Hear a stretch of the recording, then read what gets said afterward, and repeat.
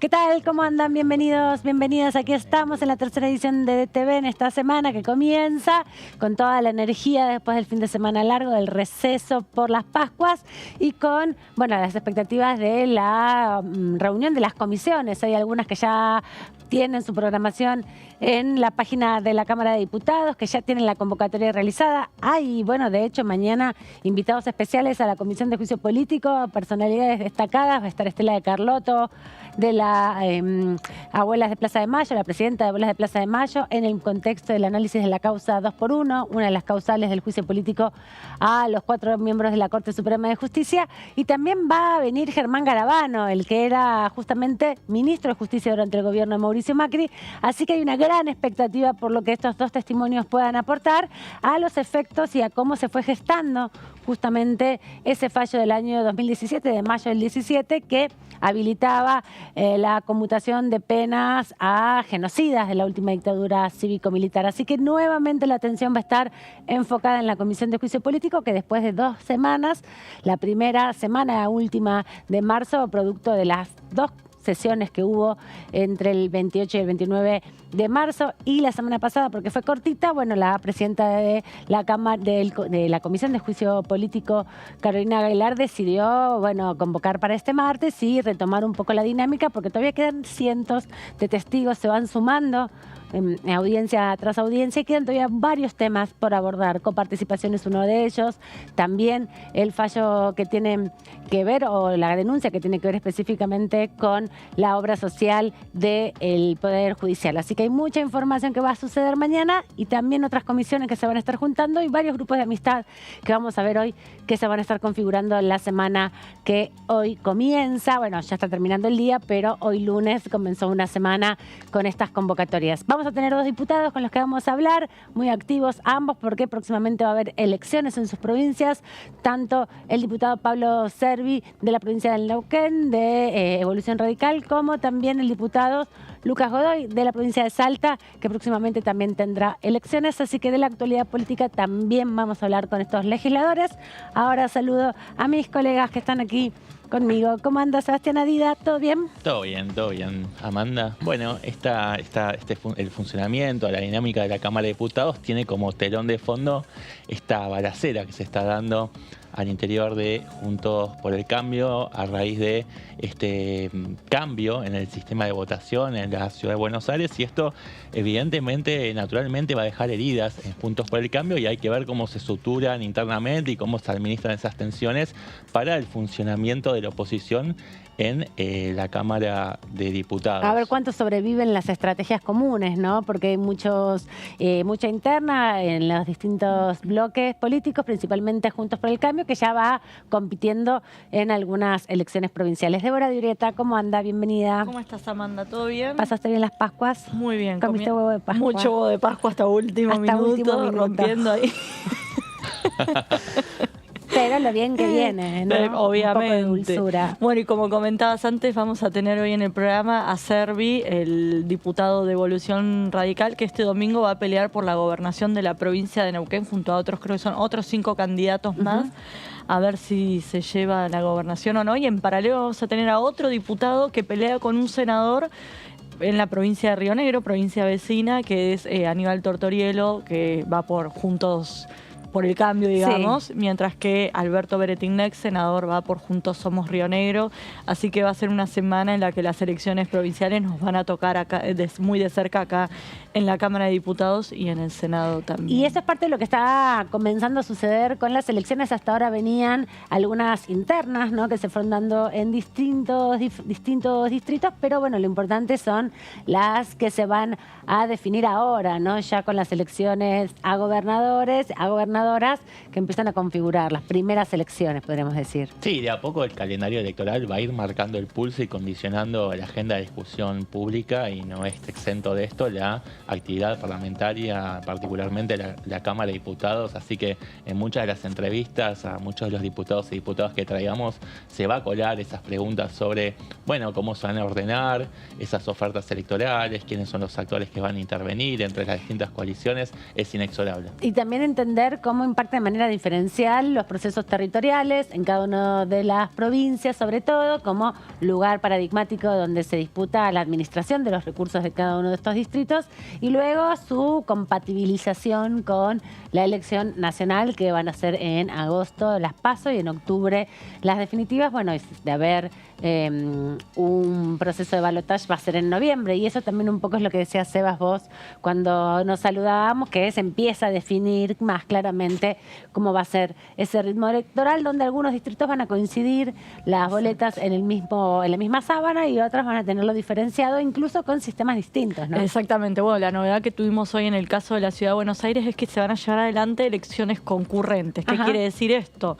Que si bien se llevan adelante el mismo día las elecciones nacionales y en este caso de la Ciudad de Buenos Aires, se votan por separado y con sistemas diferentes. Ya pasó igual esto en la Ciudad de Buenos Aires. Exactamente. La única vez que se superpusieron las elecciones nacionales con la Ciudad de Buenos Aires fueron en el año 2019, cuando Mauricio Macri iba por la reelección, que de hecho se anunció en abril de ese mismo año. Por eso me da un poco de risa que ahora le peguen a Horacio Rodríguez Larreta diciéndole que cambias las reglas a último momento, cuando en ese momento también fue igual. Se había cambiado el código electoral el año anterior. Que se incorporó la boleta electrónica. Electrónica y la potestad que tiene. Pero ya habíamos votado con boleta, o esa fue la primera vez que votamos con boleta electrónica. Creo que fue la primera. Bueno, no me acuerdo. No, creo que fue antes boleta electrónica. Bueno, lo que fuere. A partir de la modificación del Código Electoral, queda en manos del jefe de gobierno habilitar o no el desdoblamiento de las elecciones.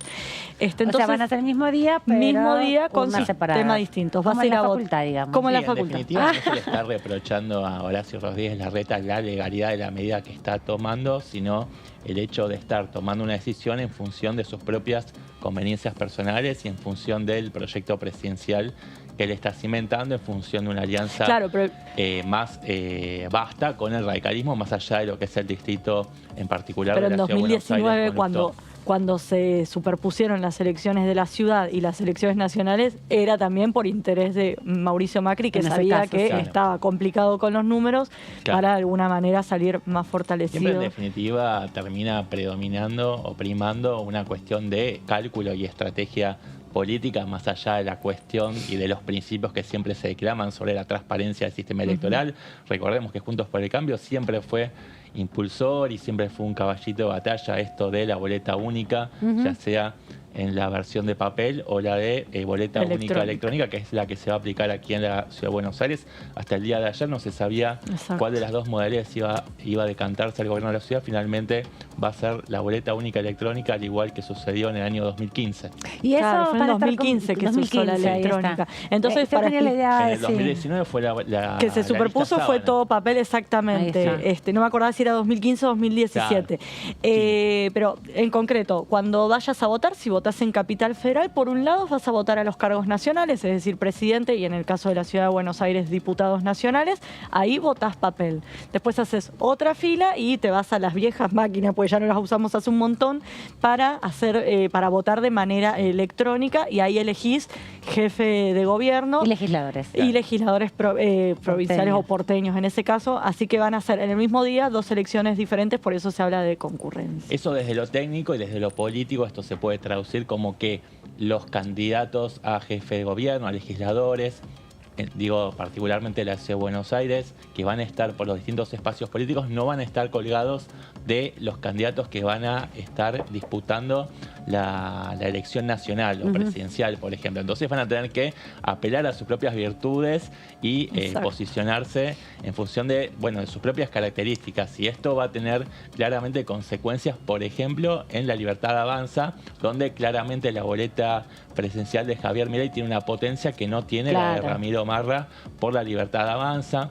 También hay que asociarlos, ¿no? También Jorge Macri, el candidato del PRO, y que todo apunta a que terminaría siendo el candidato único del PRO, no va a tener la ventaja de que va a estar pegada a las dos boletas que va a tener el PRO a nivel nacional. Entonces, se termina como balanceando y nivelando respecto de Martín Lustó, y va a terminar siendo una pelea más mano a mano, ¿no? La ventaja, dicen, que se le da al radicalismo puntualmente a Martín Lustó por esto, pues por lo menos por ahora el único candidato de la UCR a nivel nacional como presidente de Gerardo Morales, que se sabe es mucho menos competitivo, menos competitivo que Patricia Bullrich y que Horacio Rodríguez Larreta. Entonces, en ese distrito. Colgado de Gerardo Morales tenía menos chances de ganar que Jorge Macri, si iba colgado de las dos boletas del PRO, tanto la de Larreta como la de Patricia Bullrich. Pero eso en términos de internas, ¿no? Porque también en términos de elecciones definitivas, bueno, ahí hay otra cuestión. Queda el que queda, en definitiva. Claro, ahí ¿no? sí. Si hay internas, queda uno. Exactamente. Vos tenés las opciones en el momento de la elección interna, pero después sí se define quién será, en definitiva, el candidato a jefe de gobierno, y lo que se hace es desnacionalizar un poco la elección de la ciudad autónoma. Esto, bueno, va a tener sus implicancias sin duda aquí en el Congreso de la Nación, sobre todo porque tanto Evolución Radical como el PRO tienen mucha impronta de diputados de la ciudad autónoma de Buenos Aires. Así que vamos a ver cómo se ponen a jugar ahí cada uno en las internas y cuál es el posicionamiento que van tomando. Pero bueno, es parte de lo que va a estar atravesando todo este año electoral. Muchos diputados, como les venimos diciendo, y diputadas van a estar revalidando sus cargos aquí en el Congreso, y muchos otros van a saltar a otras instancias, ¿no? Como las legislaturas provinciales e incluso disputar las gobernaciones. Vamos a repasar entonces cómo viene la agenda para esta semana con las convocatorias ya publicadas en la página web de la Honorable Cámara de Diputados, que presenta como primera actividad, sin duda, la reunión de la Comisión de Juicio Político, que se reúne a las 13 horas en la Sala 1, donde viene desarrollándose. Esta ya es la quinta audiencia de testigos, donde van a estar, bueno, dando distintos testimonios, no solamente, como decíamos, Germán Garabano, que fue ministro del gobierno de Mauricio Macri, ministro de Justicia, y también Estela de Carlotto, como presidenta de Abuelas de Plaza de Mayo, en el contexto de la causa 2x1, sino también una serie de periodistas, ¿no? Colegas que van a estar participando también de esta reunión, dando su testimonio, porque han sido quienes cubrieron o cubren las actividades del Palacio de Tribunales, en definitiva. Sí, y muchas de sus notas fueron citadas en el marco de la comisión, por eso vienen acá. Gran cantidad de notas, porque es muy común ahora que todos los procesos judiciales se basen en notas periodísticas. El problema es que cuando uno es periodista tiene el derecho a reservar la fuente, así que no sé cuánto más pueden aportar de lo que ya plasmaron en la nota que escribieron, pero bueno. Sí, vamos a ver, no sé si ese va a ser el testimonio más rico, sino justamente confirmar varias de las informaciones que ya estuvieron saliendo de manera formal en los otros Pero imagínate si te llaman, yo no me acuerdo qué escribí hoy a la mañana, me llegan a preguntar que cómo hice una nota hace años. Difícil. Bueno, pero seguramente te preguntan los contextos de cuando se dio ese debate. Bueno, fueron cosas muy impactantes las que pasaron. ¿Vos no te acordás cómo fue la cobertura de lo del 2x1? No, o sea, yo cubría otros temas, no cubría 2x1, no estaba acá en el Congreso, por eso lo viví más y sé que yo hacía negocios en esa época, así que nada que ver. Me acuerdo el impacto que tuvo, las marchas y contramarchas que hubo sobre el tema por parte de la sanción de la ley, que siempre recordamos acá que fue una de las pocas leyes que se sancionó en la misma semana. En 24 horas. En menos de 24 horas. Siempre decidimos acá que el Senado respeta muy a rajatabla el reglamento que establece que debe pasar una semana entre lo que se sanciona, se vota acá y después se trata en el Senado, pero el tema fue tal que aceleró los trámites, pero no lo viví acá dentro en el Congreso como periodista acreditado. Tengo la misma duda que tiene Débora, no sé cuánta más información van a poder vertir o volcar en la Cámara de Diputados, en la Comisión de Juicio Político, más allá de lo que ya publicaron en sus respectivas notas, teniendo en cuenta que, bueno, no tienen la obligación de estar reservando develando sus propias fuentes. No, eso sin duda, no tienen por qué revelar las fuentes. Me parece que se va a poner muy en juego sobre todo eso, quién dijo, quién no dijo, pero me parece que sí me van a poder, o me imagino, ¿no?, que la audiencia de mañana va a estar centrada sobre todo en tratar de confirmar varias de las cosas ya dichas por los secretarios, por los vocales, en términos del mecanismo, de cómo circula determinada información, ¿no? Y además, pero hay otras que no, obvio. Si mal no recuerdo, la mayoría de los periodistas que fueron convocados Pascuas para mañana cubren tribunales, no es que cubren Por acá supuesto, Congreso son como todos de nosotros, entonces tribunales. tienen otro, claro, tienen Son otro todos de manejo de la tribunales, información. Martina exactamente. Hauser, Martín Granovsky, que bueno, ellos Todos manejan, de- dominan los pasillos del Exactamente, Palacio de Tribunales, así que... Así que mañana esa es la gran actividad, pero hay más para compartir con ustedes de lo que ya se configuró en la semana con algunas actividades a las 5 de la tarde en el anexo C, el más grande que tiene aquí la Cámara de Diputados, el anexo, para debatir en la Comisión de Salud Pública y Acción Social que conduce la socialista Mónica Feim, un proyecto que tiene que ver con la seguridad de los pacientes y además la contratación, sobre todo la presencia de invitados en esta comisión informativa sobre el tema de seguridad de los pacientes y también sobre la evaluación tecnológica de los sistemas sanitarios, sobre todo, ¿no? En relación a ir amplificando un poco la perspectiva que se está dando respecto justamente a, de alguna manera, empezar a analizar el sistema de salud, no partes, dimensiones del sistema de salud, para que sea mucho más eficaz también y mejor la condición de atención de los pacientes. Muchas consecuencias después del COVID, ¿no? De todo eso. Bueno, de hecho, una de las consecuencias del COVID fue que la Comisión de Salud fue una de las que más viene trabajando en los últimos años y esta, como vos comentabas, está presidida por el socialismo, entonces de alguna manera se deja un poco de lado la grieta y suelen avanzar con bastante rapidez y consensos los temas. Sí, ¿cuál había sido la última ley que se había podido sacar? La reforma de la ley de sangre, ¿no? La ley de sangre y la Había anterior una- había sido la historia clínica La electrónica. historia clínica electrónica, esa. Que es un Que proyecto de todos ley. tenés Sí. tu historia clínica digitalizada y Digitalizada. acceso en todo el territorio Y argentino. que de hecho está contemplado también la cuestión de la historia clínica digital en este proyecto de la ley Nicolás, Ujú. que es la ley de seguridad del paciente, que está inspirada en el caso de Nicolás de Ana, que perdió la vida en 2017 a los 24 años por un caso de mala praxis por no haber podido detectar a tiempo una meningitis. Ujú. Así que bueno, es interesante y va a estar en agenda en esta comisión de salud. Y lo que van a hacer mañana es conocer opiniones, ¿no? Especialistas, algunos médicos. Hay que contar que también la gran mayoría de los integrantes de la comisión han sido ministros de salud de sus provincias, incluso también a nivel nacional, así que vienen receptando varias inquietudes respecto a estos proyectos que en general son construidos con la comunidad médica, ¿no? Exacto. Porque no solamente se trata de pensarlo en abstracto, sino en la actividad cotidiana y cómo impacta en el tipo de sistema de salud que tenemos en Argentina, que tiene una dimensión privada, una dimensión pública y otra dimensión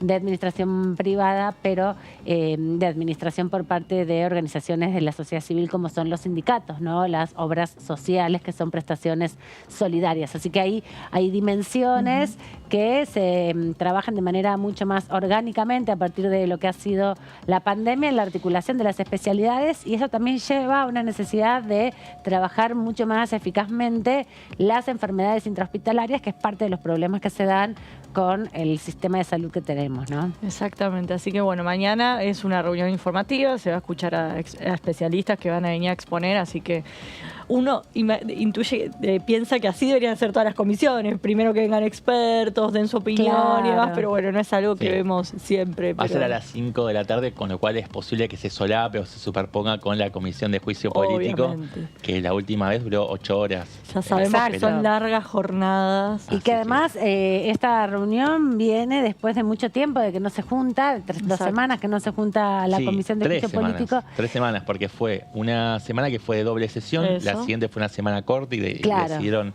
no juntarse. Y Esta es la, bueno, pero como fue 2 sí, son semanas 3 sin- semanas, claro. Claro. casi porque se juntan Sí, los martes. de todos modos, la entonces. Comisión de Juicio Político es la que tuvo más actividades de que empezaron las Extraordinarias, sesiones- digamos. Sí, de Todavía las falta, extraordinarias para todavía no acá. vinieron los gobernadores No. que van a venir a hablar Claro. de coparticipación. Ministros. Todavía no vinieron algunos, ¿qué ministros? ¿Te acordás Guado que de decían que Pedro, venía por Guado de ejemplo. Pedro? Guado de Pedro, La oposición sí. pedía que venga Sergio Massa. Es verdad, varios ministros todavía no vinieron, o sea, que participación se va a llevar, si 2 por 1 se llevó por lo menos 2 Claro. encuentros, Coparticipación. participación va a tener por lo menos 2 o 3 más, obra social, que vienen también trabajadores y particulares, bueno, todavía falta un par de meses, no creo que se pueda resolver prontamente. Repasemos los grupos de amistad que también se Muchos. van a estar componiendo esta Hasta el semana. viernes tenemos comisiones. Esto no pasa siempre, ¿viste? ¿Viste?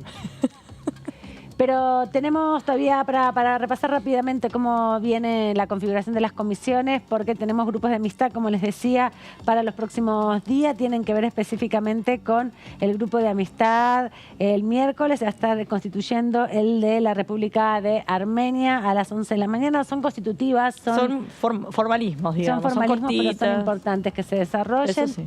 También se va a establecer el jueves 13 de abril el Grupo Parlamentario de Amistad con la República de Cuba, y el viernes 21 con la República de Corea. Van a ser los 3 grupos de amistad que se van a ir constituyendo, que el año pasado les costó bastante. Exactamente, pues esto no olvidemos que se deberían haber constituido el año pasado cuando en realidad el anterior, con el cambio de la composición de la Cámara, pero por eso de golpe aparecen varias, pero se está tratando de poner al día la Cámara de Diputados. Esta es un poco la actividad parlamentaria, por lo menos por ahora. Se va a ir robusteciendo seguramente a lo largo de los días, o por ahí no logran los diputados esta semana reunirse porque hay actividades en cada territorio, y es por eso que aprovechamos el momento y le damos de esta manera la bienvenida a nuestro primer invitado.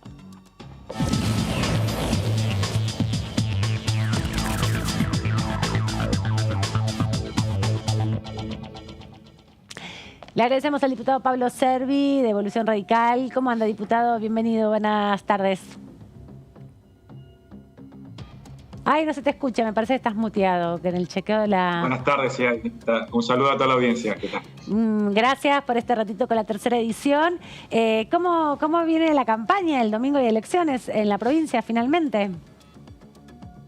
Sí, inauguramos el calendario electoral de elecciones provinciales junto con Río Negro, y estamos en la recta final, así que recién llego, estábamos de recorrida y con bastante actividad. Nos queda hasta el jueves, aquí la veda comienza el viernes a las 8 de la mañana, así que tenemos bastante actividad, todavía con algún viaje al interior, así que bastante movida. Y en ese sentido, toda la actividad parlamentaria ha quedado un poco relegada, me imagino, pero muchos de los proyectos que hay aquí en la Cámara deben estar también presentes en la campaña que se va haciendo de cara, sobre todo, a las transformaciones nacionales que también impactan en las provincias. ¿Cómo se articula la agenda de lo que se discute en el Congreso con los planes específicos para la administración de la provincia? Y hoy hay mucha incidencia en lo que pasa a nivel nacional con lo que ocurre en las provincias, como bien decías, y sobre todo Neuquén, con la gran oportunidad que genera Vaca Muerta. Es necesario que haya una política que de alguna manera facilite el que ingresen inversiones, o el que de alguna manera también se puedan recuperar, así que creo que es más que importante. Y también nos repercute fuertemente y nos preocupa la inflación y los problemas económicos que tiene el país, y que se pueda avanzar en ello, porque aquí se agrava más la situación por el costo de vida, el sobrecosto que genera sobre todo la actividad hidrocarburífera, donde hay actividad turística, la falta de alquileres y también en los mayores costos de flete, por ejemplo, que existen, que eso termina repercutiendo o aumentando de alguna manera lo que se necesita para cubrir la canasta básica. ¿Qué tal, diputado? Débora Urieta lo saluda. Justo mencionó un tema que le quería preguntar, y entiendo que en Neuquén se encarece mucho el alquiler, justamente porque van trabajadores petroleros a trabajar y demás. Quería saber qué impacto tuvo la ley de alquileres, que se viene cuestionando desde que salió hace 3 años, y qué considera, si debe ser derogada, modificada, o seguir tal cual está. Aquí tuvo impacto importante porque una forma de ahorrar del neuquino es los ladrillos, ¿no? Como se dice vulgarmente, y a partir de la baja rentabilidad que se había generado a partir de los efectos de la ley de alquileres, de alguna manera se frenó la venta de inmuebles, ¿no? Se notó eso y mucho la venta de inmuebles, y hoy hay una alta demanda, sobre todo ligado a la actividad hidrocarburífera, de departamentos, por ejemplo, de un dormitorio, no se consiguen para alquilar, o los precios quizás se paga 120.000 pesos el alquiler de un departamento de un dormitorio. Entonces, por ahí la actividad hidrocarburífera lo tolera, pero alguien que trabaja en una actividad, o un docente, o un médico que tiene salarios que son más parecidos a lo que se paga en el resto del país, no pueden afrontarlo. Y realmente es un serio problema el de la vivienda en Neuquén, inclusive en el interior, ¿no? Localidades como Añelo, que están vinculadas a lo que es Vaca Muerta, o las zonas turísticas, que también ha avanzado mucho el alquiler eventual. Es un serio problema muchas veces para cubrir los cargos de docentes, de médicos en los hospitales, inclusive para el acceso a la justicia, ¿no? Que se gana bien en el sistema judicial, por más que puedan pagarlo, no consiguen muchas veces alquileres. Y en ese sentido creo que la ley justamente logró el efecto contrario a lo que se planteaba, ¿no? La ley Lipovetsky, como se llama. Creo que también las modificaciones que se están planteando en el Congreso, los dos proyectos que hay dando vuelta, no terminarían de darle una solución al tema.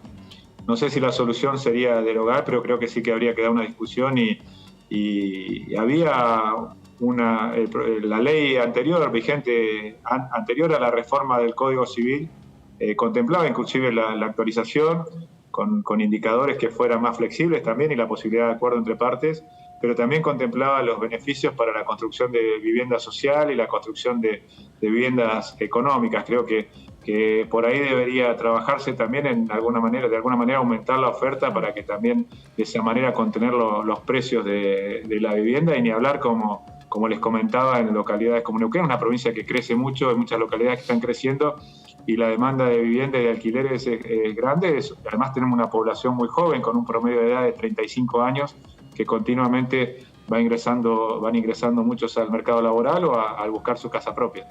Diputado, ¿qué tal? Sebastián Adida. No, me quedé pensando en la pregunta que le hacía acá a mi compañera. O sea que usted ni siquiera le conformaría el dictamen que firmó su propio interbloque, Juntos por el Cambio, junto con otros bloques de la oposición, que retrotrae a lo que sería el marco normativo anterior, con 2 años de plazo de contrato, y el acuerdo libre entre las partes en cuanto al índice de actualización y la frecuencia. ¿Usted cree que eso, el dictamen opositor, también sería insuficiente para dar respuesta a esta problemática? Y yo creo que no termina siendo modificaciones que no van a cambiar en gran parte el efecto que tuvo la ley, y creo que merece una discusión en serio y ver cómo salimos de esto, ¿no? Claro. También estamos con problemas con el crédito hipotecario. La alta inflación que estamos teniendo hace que sea muy difícil acceder al crédito. Aquellos que quedaron con créditos UVA, con tasa UVA también, hoy se les hace difícil pagar. Entonces, creo que la solución habitacional en Argentina es un gran desafío que hay que afrontar, y creo que es una discusión que habría que dar. No sé si esta medida, la derogación, terminará de solucionarlo, pero creo que también había uno revisando la historia, me lo decía alguien vinculado a la actividad inmobiliaria, que la ley existente previa a la reforma del Código Civil contemplaba tiene muchas soluciones a lo que hoy se está planteando, inclusive, como te decía, de tener el financiamiento para lo que es vivienda social o de alguna manera facilitar el acceso a la vivienda. Y en ese sentido, en su provincia, ¿cuál es el impacto de las políticas de vivienda que se van desarrollando?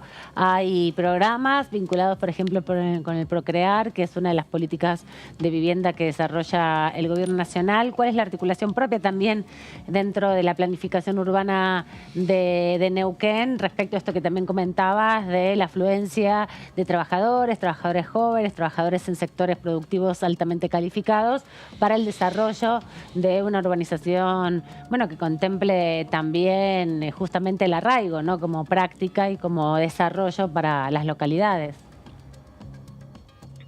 Y Neuquén ha tenido una gran, en su momento, problemas de toma de tierra, que después siempre es más caro querer normalizar o urbanizar una toma que poder prever.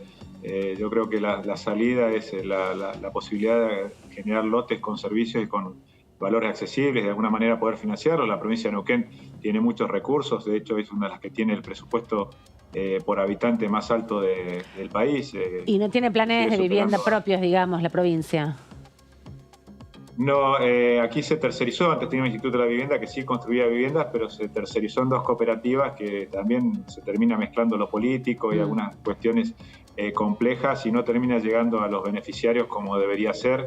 El municipio de Neuquén encaró la construcción de loteos de alguna manera con financiamiento, y creo que parte mía de lo que estamos proponiendo es, creo que la posibilidad de acceder a lotes a valores razonables y después financiar la construcción de viviendas para que lo hagan en forma individual o en forma conjunta, pero gestionadas por los propios interesados. Creo que puede ser una alternativa, porque el Estado, a la hora de construir, es muy poco lo que llega. De cada 100 pesos que se invierten, 15 llegan realmente a la construcción de vivienda y muchos quedan en toda la estructura, en todo lo que implica que el Estado paga tarde y te paga mayores costos. Entonces, una alternativa creo que de dar soluciones rápidas es generar lotes con servicios y después también que de alguna manera se puede ir haciendo en forma modular la vivienda, la puedan construir cada uno y generar el financiamiento. Neuquén tiene un banco provincial que es muy sólido, pero básicamente hoy se dedica solamente a lo que son préstamos personales a los empleados del Estado. Puede ser un banco también que trabaje en financiar este tipo de soluciones inmobiliarias, soluciones habitacionales, perdón, pero creo que hay que encontrarle la solución porque es uno de los serios problemas que nos plantean los neuquinos a la hora de recorrer la provincia, el tema de la vivienda. Y tema dólar, no sé, dólar agro, economías regionales y demás, ¿terminó afectando o beneficiando alguna de las economías de la provincia de Neuquén? Le pregunto a usted por el tema manzanas puntualmente, si finalmente hasta hace poquito no se conocía qué economías regionales iban a ser beneficiadas. ¿Al final tuvieron suerte? Sí, contempla por un plazo acotado una mejora en el tipo de cambio. Es uno de los requerimientos en general de las economías regionales, sobre todo que tienen gran componente de mano de obra, y siendo que la inflación estos 2 últimos años estuvo cercana al 100% y la devaluación el 60%, así que hay un atraso del tipo de cambio que las economías regionales con la alta componente de mano de obra son las que sufren rápidamente los atrasos de tipo de cambio de alguna manera. Y puede ser una alternativa porque además en su momento a partir del dólar soja que se implementó el año pasado, los costos de los insumos pasaron a tener casi el dólar blue, ¿no? El valor del dólar blue. Es muy raro que uno pueda conseguir por las dificultades que hay para importar también insumos a valores del dólar oficial. Así que entiendo que puede ser una alternativa de mejorar un poco la situación. Un año que hubo heladas y hubo problemas de granizo en la actividad frutícola, creo que puede ser un atenuante. Y también se está pidiendo ahora desde el gobierno provincial un dólar petróleo, le llaman, ¿no? Un dólar OFEPI, para de alguna manera cubrir también estos mayores costos, esto que decíamos, el aumento de costos que ha habido y que el dólar quedó atrasado de alguna manera. Pero bueno, ahí también es parte de lo que decimos de Neuquén, que en realidad el gas, por ejemplo, se está pagando a la cuenca neuquina a razón de $3.50 el millón de BTU, cuando se importa de Bolivia a $8 más barato.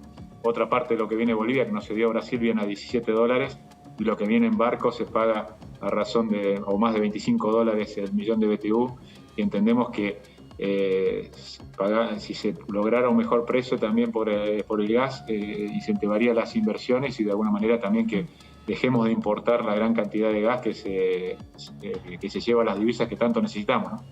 Diputado, Neuquén se encuentra en la última recta, ¿no?, del proceso electoral. Se vota el domingo próximo. No sé si ya habrá finalizado la campaña. Quería preguntarle qué perspectivas tiene usted personalmente y Juntos por el Cambio en general de ganar la elección frente al MPN, que es un sello consolidado a nivel provincial, gobiernan hace muchos años. Y en segundo lugar, quería preguntarle cuáles serían las primeras medidas que tomaría en caso de ser electo gobernador. Sí, aquí independientemente de que el partido provincial es fuerte y hoy tiene una gran cantidad de recursos, porque hoy está generando vaca muerta una gran cantidad de, como te decía, unos presupuestos más altos del país por habitante en Neuquén. Hoy el partido provincial está dividido en dos, que creo que eso genera una oportunidad para la oposición o para el caso nuestro, que estamos planteando básicamente una transformación a 62 años del mismo color político en la provincia. Y creo que hay chances, en la medida que está dividido el voto del MPN, que la base cada vez va siendo más chica, de que los que planteamos un cambio, una transformación y nuevas ideas o nuevos dirigentes en la provincia de Neuquén, de poder acceder al gobierno. Y en caso de acceder, hay un tema que termina siendo un recurso electoral que lo usa discrecionalmente el gobierno provincial, el de poner tan temprano las elecciones, genera que entre las elecciones y la asunción al cargo hay casi 8 meses, ¿no? Estamos hablando que es mucho tiempo, y en esa transición pueden pasar muchas cosas. Lo que nosotros planteamos como primer medida sería el 17 de abril, el congelamiento del pase a planta permanente de estos 62 años. Hay gran cantidad de planta política que en muchos casos cobran sin trabajar, y que es un tema que estos 8 meses pueden servir para que recarguen al Estado de estos cargos políticos que como dice el nombre, se tienen que ir con el gobierno que se va, ¿no? Por otro lado, pedir auditorías de la situación económica de la provincia, pues es muy difícil tener acceso a los números de la provincia, y ha habido hace poco, se han destapado algunas ollas que en desarrollo social, de subsidios que se pagaban y la tarjeta la tenían funcionarios del Estado. Entonces creemos que así como apareció esta punta del ovillo, puede haber otras cosas, y queremos saber bien los números.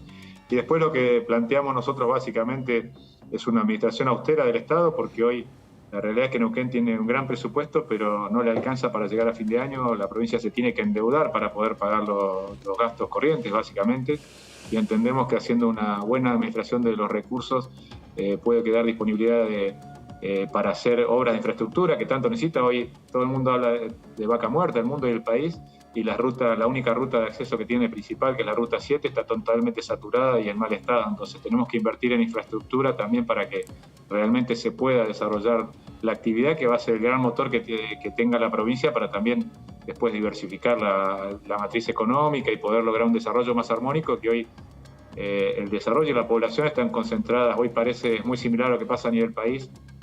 Neuquén capital y alrededores concentra el 70% de la población, y el 90% de la recaudación de impuestos provinciales está acá en la zona. Gracias, diputado, por este rato con la tercera edición de DTV. Lo dejamos ahí haciendo la campaña en estos días que todavía le quedan para que las pueda hacer rendir, y mucha suerte el domingo en las elecciones. Bueno, muchísimas gracias, y siempre agradecido por el espacio que me dan y a disposición para cuando lo requieran. Muchas gracias. Adiós, hasta la próxima.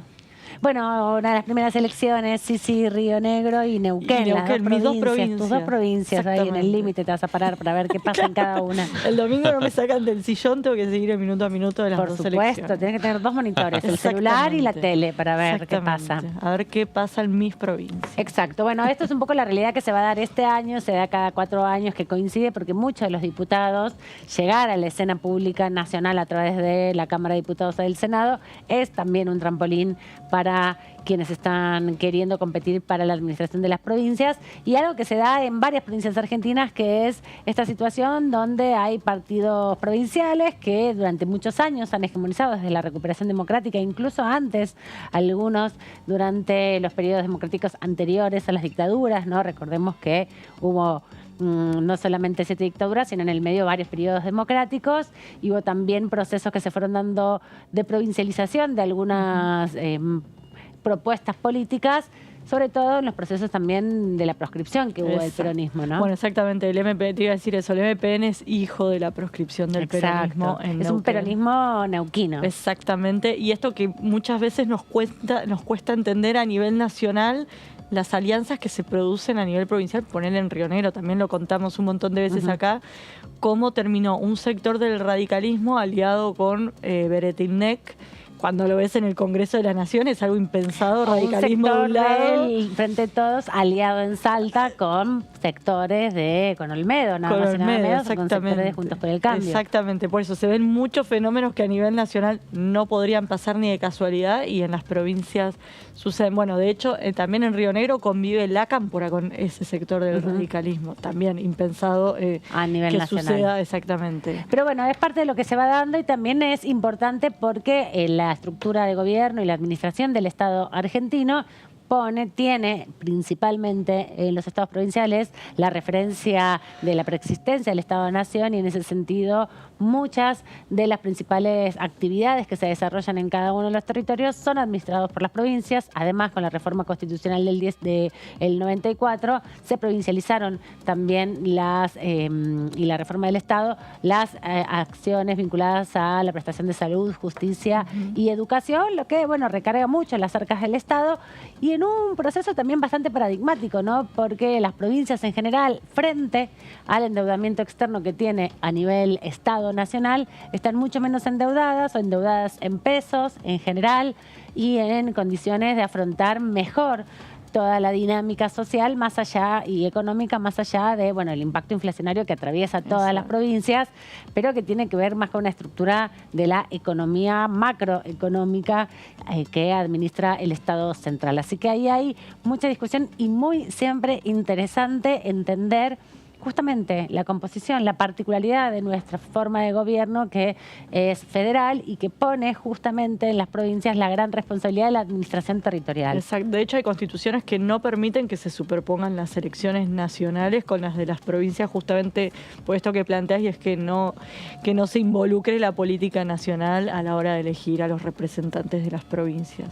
Y la historia es fundamental para entender todo eso, ¿no? Porque parte de todos estos procesos que se fueron consolidando con los años a lo largo de la historia no es que aparecen de la nada hoy, sino que vienen en el mismo proceso de consolidación de los territorios, porque no todas las provincias nacieron en el mismo tiempo, no son todas las provincias, tienen la misma trayectoria y tradición en términos de representación política, y eso también tiene un peso específico a la hora de la competencia electoral, ¿no? Y ahí hay muchas identidades que están justamente presentes, si pensamos, no sé, en Santiago del Estero, que es la provincia más antigua de la Argentina, y Tierra del Fuego, que es noventosa. Claro, nueva, por ejemplo, como contraposición. Así que sí, vamos a tener esta semana la primera contienda electoral. El asunto es que en este caso el gobierno nacional no se va a poder llevar una victoria, ¿no? Porque justamente se produce esto que decís, que se ponen en disputas dos fenómenos provinciales, por un lado Juntos Somos Río Negro y por el otro lado el NMPN, contra Juntos por el Cambio, que en ambos casos van divididos, sí, tanto en Neuquén como en Río Negro. Así que vamos a ver cómo desde a nivel nacional se trata o no de sacar partida de los resultados. Sí, además eso también que decís es interesante, porque una cosa es que a nivel nacional se expresen alianzas políticas de partidos que, bueno, van configurando distintas expresiones dentro de los grandes bloques de poder, pero por otro lado, el fenómeno que pasa en las provincias con esta discusión sobre las alianzas es que se reconfiguran de manera realmente contradictoria con el nivel nacional, ¿no? Bueno, es la muy última interesante también esa relación. La última que vimos, por ejemplo, fue el caso Mendoza, que también involucra a muchos referentes actores de acá, de la Casa, del Congreso. Autoridades incluso. Autoridades, exactamente, de la Cámara, que tiene que ver con la decisión de Omar de Marchi de ir por la gobernación de la provincia de Mendoza, pero en lugar de ir a unas PASO con Alfredo Cornejo, referente uno del PRO y otro del radicalismo, optó por, de alguna manera, romper con Juntos por el Cambio e ir por afuera. Eso generó un enojo de las autoridades nacionales del PRO, puntualmente de Patricia Bullrich. No olvidemos que Omar de Marchi responde a Horacio Rodríguez Larreta, así que vamos a ver si finalmente se lleva o no el sello del PRO el diputado Omar de Marchi. Uno recuerda a la chicana que le tiró Rodolfo Tailade a Omar de Marchi, Tal cual. Que le dijo, bueno, anda a pedirle ahora la boleta anda a militar la boleta de Cornejo, anda a pedirle ahora la boleta, ir pegado a la boleta de Rodríguez Larreta, ¿no? Y parte de las cosas que se van a empezar a escuchar también un poco en esos intercambios fuera de cámara que se dan en la Cámara de Diputados, que ponen sobre la mesa las articulaciones que se dan a nivel local. Vamos a presentar a nuestro próximo entrevistado, que también tiene dentro de poquito elecciones en su territorio, y es bastante compleja la configuración que se ha dado también allí en la provincia de Salta.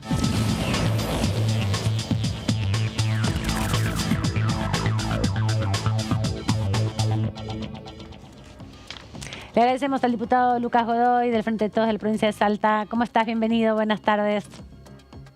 Buenas tardes, ¿cómo están ustedes? Muy bien, tratando de entender un poco el esquema electoral. Hablábamos la semana pasada que se arrolla la lista en tu provincia, en Salta, que el 14 de mayo van a ser las elecciones a gobernadores y también a legisladores provinciales, intendentes. Efectivamente.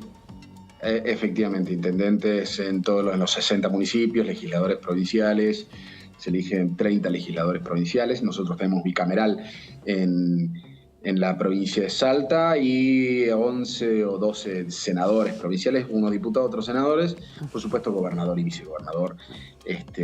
Así que ha empezado ya a desarrollarse la elección, se han eliminado las PASO en Salta. Esto provoca... a mí me parece que ha sido un gran error. Nosotros en su momento lo planteamos que se podían eliminar en tanto y en cuanto esto signifique que haya alguna claridad en la elección de los candidatos de los distintos frentes, pero al no haber una solución alternativa respecto de las PASO, que no me parecía lo central, pero sí cómo resolver esas cuestiones internas, hoy hay una multiplicidad de candidatos y candidatas. ¿Muchos? Y el oficialismo, sí, muchos, y el oficialismo, por su lado, ha configurado una especie de ley de lemas, de hecho, no de derecho, digo de hecho. Así que bueno, nosotros vamos a competir en el marco del Frente Todos, en nuestro frente que se llama Entre Todos, con la candidatura de Walter Guaya, candidato a gobernador, sosteniendo básicamente las ideas del peronismo, progresistas, kirchneristas, en un armado que tiene esta configuración. Luego está la candidatura de Juntos por el Cambio y otra candidatura que ha hecho unas mezclas ahí bastante... Sí, de eso estábamos analizando, porque veíamos también este fin de semana va a haber elecciones en Neuquén y en Río Negro, donde también se reconfiguran de una manera particular en lo local los frentes nacionales que, bueno, tienen correlatos extraños, ¿no? En la Cámara de Diputados y de Senadores, que tienen que compartir un periodo largo de sesiones, sí, que hasta que se recambien las autoridades. ¿A qué atribuís este fenómeno de desacople en algún sentido entre los frentes nacionales electorales y los frentes locales? Bueno, a ver, no creo que sean todas las mismas respuestas o la misma respuesta para todos los casos. En particular, lo que ha sucedido en Salta tiene que ver con un exceso de pragmatismo y alianzas electorales que no tienen mucho más para ofrecer que una alianza electoral. Circunstancial. Circunstancial, pero además con sectores que se supone son diametralmente opuestos y no tienen una plataforma política común. Es una especie de sumatoria de encuestas que tampoco se ve reflejada en la realidad, y lo que ha sucedido en el último tiempo es que justamente al no tener esa conformación política se ha ido desgajando, ¿no? Han ido renunciando distintos candidatos y candidatas de aquel espacio. Bueno, y me parece que sucede por eso. Por ahí suena idealista, pero me parece que hay que sostener los principios políticos, más allá de diferencias que pueden llegar a ser coyunturales, no esenciales, pero ya cuando las diferencias son verdaderamente la esencia, no es más que una alianza electoral, en muchos casos sostenida por distintos espacios políticos, no digo un frente, pero sí por espacios políticos de los distintos frentes que exceden el pragmatismo. Y a mí me parece que esto termina siendo bastante funcional a los discursos antipolítica, ¿no? A mí eso me preocupa un poco, porque ahora, es decir, si da todo lo mismo, pues en definitiva estamos siendo funcionales a aquellos que desde la antipolítica buscan que el Estado básicamente desaparezca, y cuando el Estado desaparece, en definitiva, quienes más se perjudican son los sectores más vulnerables que precisan del Estado para una mayor protección. Hola, diputado. ¿Qué tal? Sebastián Alida lo saluda.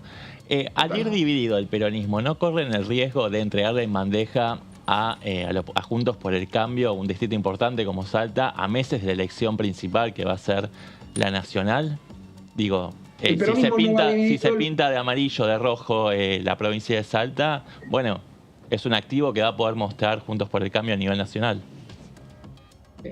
Yo entiendo que el peronismo, podremos hablar un rato largo de lo que está sucediendo en Salta, pero el peronismo en particular no va dividido. Lo que sí, hay distintos sectores que se arrogan la representación del Frente de Todos, pero nosotros hemos configurado el Frente de Todos, en este caso el Frente Entre Todos, en base al peronismo, no a ningún movimiento social, sino al peronismo. Luego, bueno, a mí yo lamento que las vanidades personales sobresalgan o los intereses personales sobresalgan sobre la conformación de un proyecto político competitivo, ¿no? Y lo digo no solo con conocimiento de causa, sino con mucha coherencia, porque yo he dejado de lado en términos particulares candidaturas justamente para hacer un proyecto colectivo.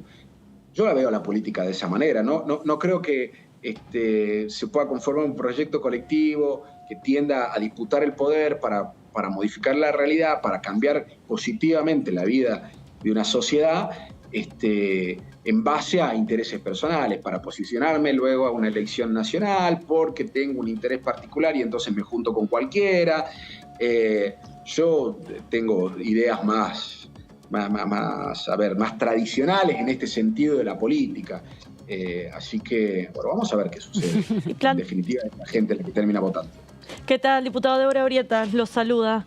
Planteabas antes que fue un error por parte del oficialismo en Salta suprimir las PASO en tu provincia. ¿Cómo lo ves a nivel nacional? Si considerás que el Frente de Todos debería ir a unas PASO y puntualmente si el presidente de la Nación, más allá de que sea Alberto Fernández o quien fuere, debería someterse a unas PASO con quienes integran su propio gobierno.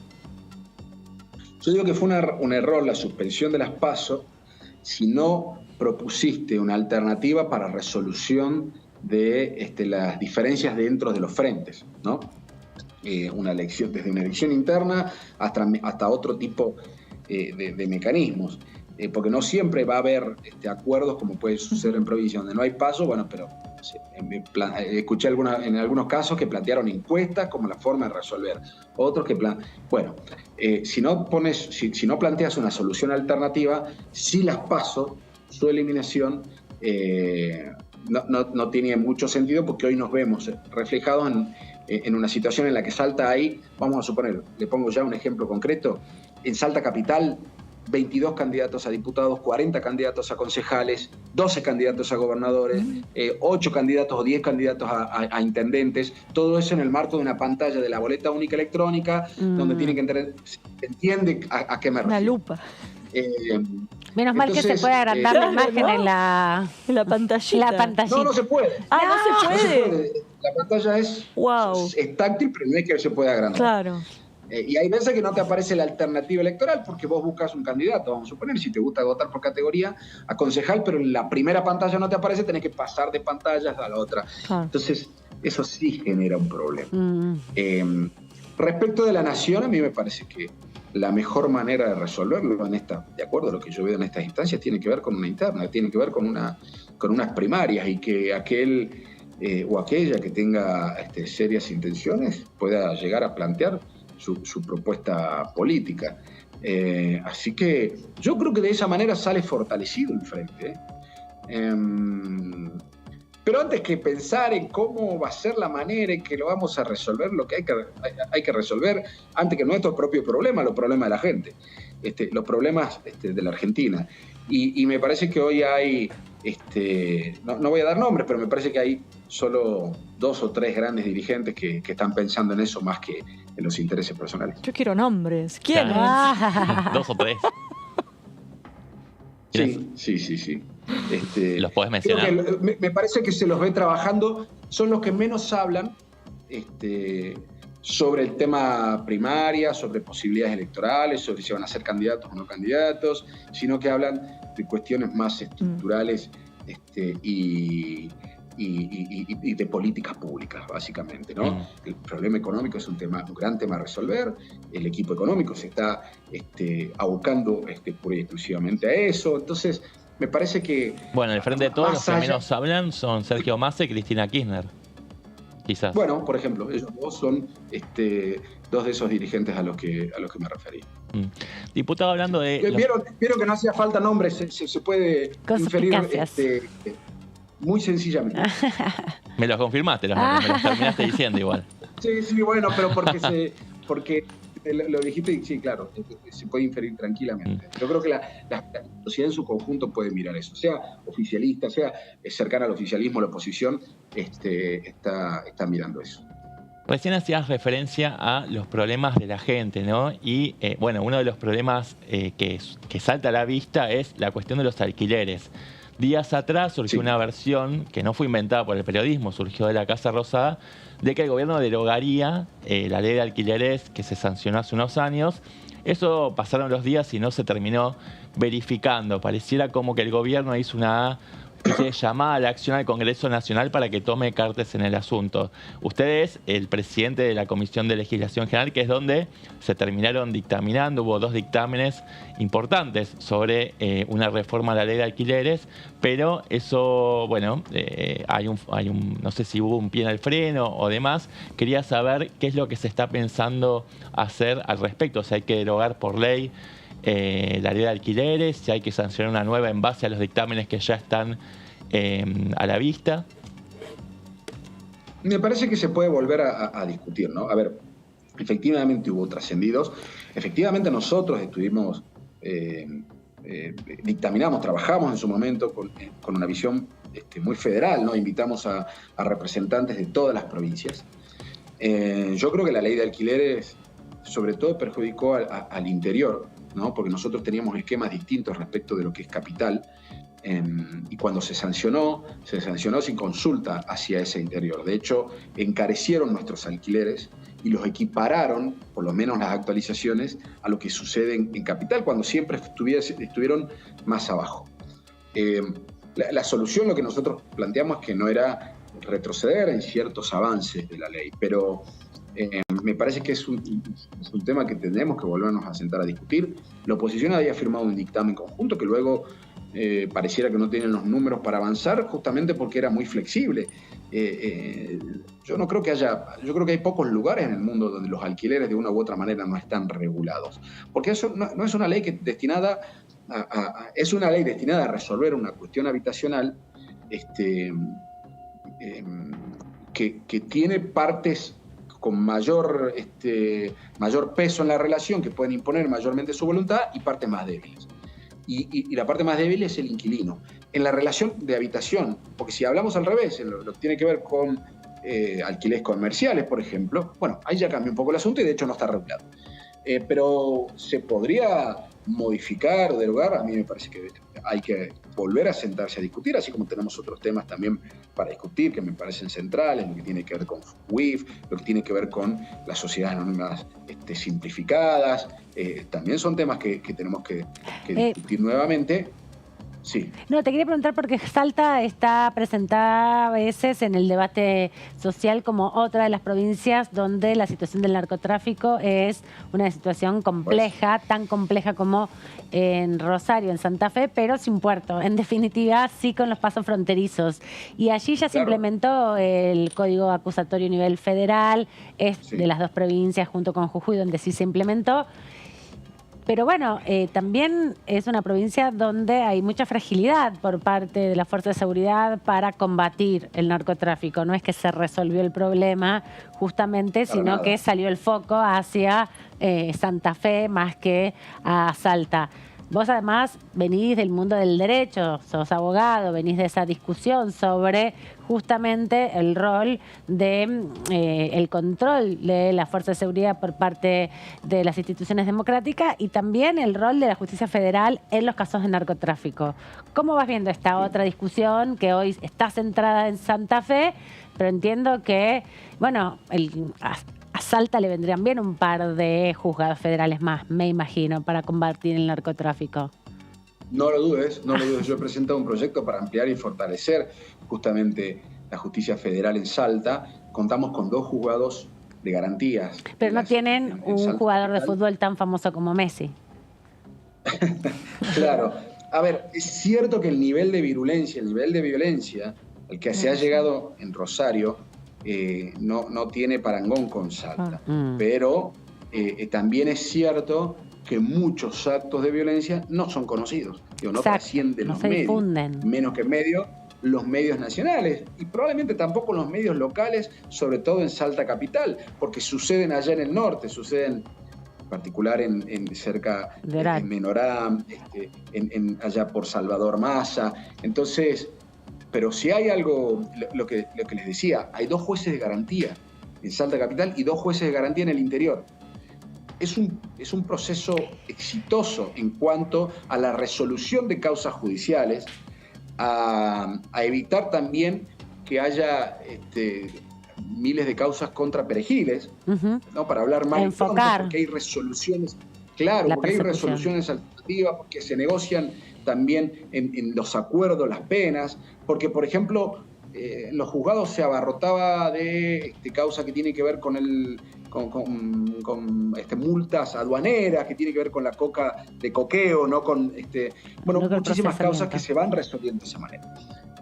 Pero precisa de un mayor fortalecimiento, robustecerse, porque si no va a caer en un cuello de botella, donde esos juzgados, además que yo les decía que son 4 en Salta y 2 o 3 en Jujuy, terminan siendo un cuello de botella porque tienen que llevar las leyes, los procesos viejos, son multifueros, es decir, no es solamente competencia penal, sino también civil comercial, electoral, tradicional, etc. Entonces precisa. Ahora, también hay otras cosas que hay que destacar respecto de Salta, que provincializó, desfederalizó las causas del microtráfico. Pero ojo, los recursos que debían venir de nación hacia la provincia para la desfederalización no vieron nunca. Una de las cosas más que se planteó en su momento en los acuerdos fiscales que no se cumplió por parte de macrismo, pero también hago una autocrítica, nosotros no lo hemos cumplido en cuanto a los recursos de desfederalización. Perfecto. Porque esto también le quita un montón de causas a las provincias, y para eso y necesitas mayor capacitación de las fuerzas policiales, tanto en este caso provinciales, pero también capacitación de fiscales, de auxiliares, de jueces, y robustecer ese sistema. No es solamente voluntarismo, también se precisa de respeto. Hablábamos del Código Procesal Penal que se aplica en Salta, no se aplica en Santa Fe, y justamente formás parte de la comisión bicameral que tiene que hacer un seguimiento de la implementación del nuevo Código Procesal Penal. ¿Qué explicación te dan desde el oficialismo, puntualmente el Senado, de por qué no se nombran los 3 senadores del oficialismo para poder poner en marcha esa comisión y no seguir demorando la implementación de este código que se sancionó hace 10 años y que solo se aplica en 2 provincias? Y que estuvo paralizado durante mucho tiempo, ¿no? Su implementación durante 5 o 6 años. Bueno, pero digo, desde el 2021 hasta acá, ¿por qué no se constituye? Miren, las últimas decisiones de la comisión, lo que se planteó fue que se avance en su implementación en la jurisdicción de las cámaras de Rosario y de Mendoza. Y esto ya estaba determinado. Me parece que esto que hemos hecho nosotros respecto de la media sanción para el fortalecimiento de la justicia tiene que empezar a resolverse rápidamente, porque es un paso importante previo para su implementación. Luego, creo que no tengo yo conocimientos en términos institucionales, no formo parte, no soy autoridad del bloque ni nada como para tener esa información, pero lo que está claro es que es necesario avanzar más rápido que nunca con la implementación del código, del cual hay mucha resistencia, ojo. Esto sucedió en Salta y en Jujuy también, sobre todo el sector del Poder Judicial, del ámbito de los jueces, claro, ¿no? Fiscales y defensores, por lógicas razones, en su implementación. Claro. Me parece que hay que seguir avanzando rápido. Gracias, diputado, por este ratito aquí en la tercera edición de TV. Lo vemos en estos días por aquí. Por favor, muchas gracias a ustedes. Adiós, hasta luego. Noches. Bueno, nos vamos rápidamente a la pausa. Cuando volvemos tenemos para profundizar un poco más en algunos proyectos que se están comenzando a discutir aquí en la Cámara de Diputados. Ahí volvemos.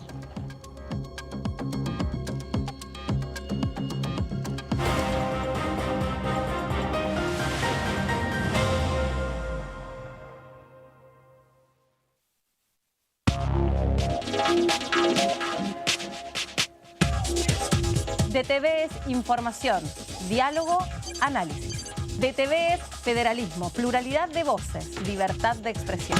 DTV es todo lo que un país en democracia tiene que ser. DTV es tu voz en el Congreso. Este 2023, seguí eligiéndonos. DTV, el periodismo en el Congreso. Continúa abierto el registro de acceso para los subsidios a la energía. Ahí podrás realizar la solicitud para acceder a los subsidios de gas y electricidad. Ingresá a www.argentina.gov.ar/subsidios y completa el formulario de inscripción. Acordate de tener las facturas a mano, ya que se te van a solicitar datos de medidor y número de usuario. No hace falta que el servicio esté a tu nombre. Con la segmentación energética, construimos un sistema energético más justo y sustentable, y seguimos acompañando a quienes más lo necesitan. Secretaría de Energía, Ministerio de Economía, Argentina Presidencia. Bienvenidas y bienvenidos a Punto Género. Sabemos, estamos seguras de que las personas trans tienen muchísimas capacidades que nunca han sido miradas o valoradas. Y bueno, esta ley justamente viene a esto, a reparar. Ada Elflein fue una periodista argentina que trabajó en un diario muy prestigioso de la época y fue la primera cronista de viajes. Y ella incentivaba a las mujeres a viajar, entonces armaba grupos de mujeres que viajaban, digamos que viajaban de manera, no es que viajaban con comodidades. Punto Género, lunes, 23 horas. ¿Cómo va a pagar? ¿Efectivo? ¿Débito? Pago lo que es justo. Hoy podés pagar como quieras, pero pagando siempre lo que es justo. Precios Justos es un compromiso entre todas y todos que nos permite desde la app avisar de faltantes e irregularidades para que nadie tenga que pagar de más. Esta medida va a traer orden en los precios y en las casas de cada familia. Bájate la app, escanea y conoce los precios justos. Primero la gente. Ministerio de Economía. Argentina Presidencia. ¿Cómo les va? Muy buenos días. Primero que nada, la satisfacción de ver nuevamente un dirigente como Agustín. Claro. Que obviamente él tiene una expertise de lo que es la Cámara de Diputados. Realmente fue muy grato ver la exposición de Agustín porque hizo un balance de gestión en serio. Muy positivo que los diputados y diputadas nos hayamos puesto de acuerdo de distintos signos políticos y sacar una ley que fortalezca la justicia federal. Es un trabajo que hicimos todos y todas y es una buena señal política. DTV, primera mañana, de lunes a viernes.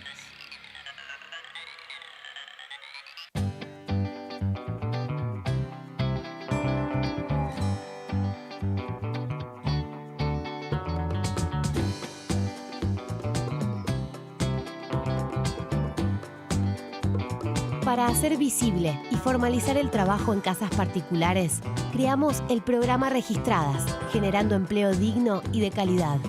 Inscribiendo a una trabajadora de casas particulares, formalizás un puesto de trabajo y asegurás que acceda a todos sus derechos. A través del programa Registradas, durante los primeros 6 meses, el Estado cubre el 50% del sueldo de las nuevas trabajadoras. Una herramienta para visibilizar, formalizar y reconocer el trabajo del personal de casas particulares. Argentina Presidencia. Buen mediodía, el abrazo de un nuevo día. ¿Cómo va? Logramos sacar leyes que fueron muy importantes, como el monotributo tecnológico, el Monotex, que es un monotributo que le permite a la gente que trabaja con la industria del conocimiento poder ingresar en un ámbito formal y poder cobrar lo que exporta en conocimientos al mundo. Trabajamos en la sesión el proyecto de fortalecimiento de la justicia puntualmente para la provincia de Santa Fe. Y hay que agradecer el acompañamiento porque fueron todos los diputados, además de que el proyecto se trabajó desde el año 21, desde diciembre de 2021, todos los partidos políticos, sin diferencias, nos fuimos juntando para perfeccionar el proyecto original. DTV, primera edición, de lunes a viernes.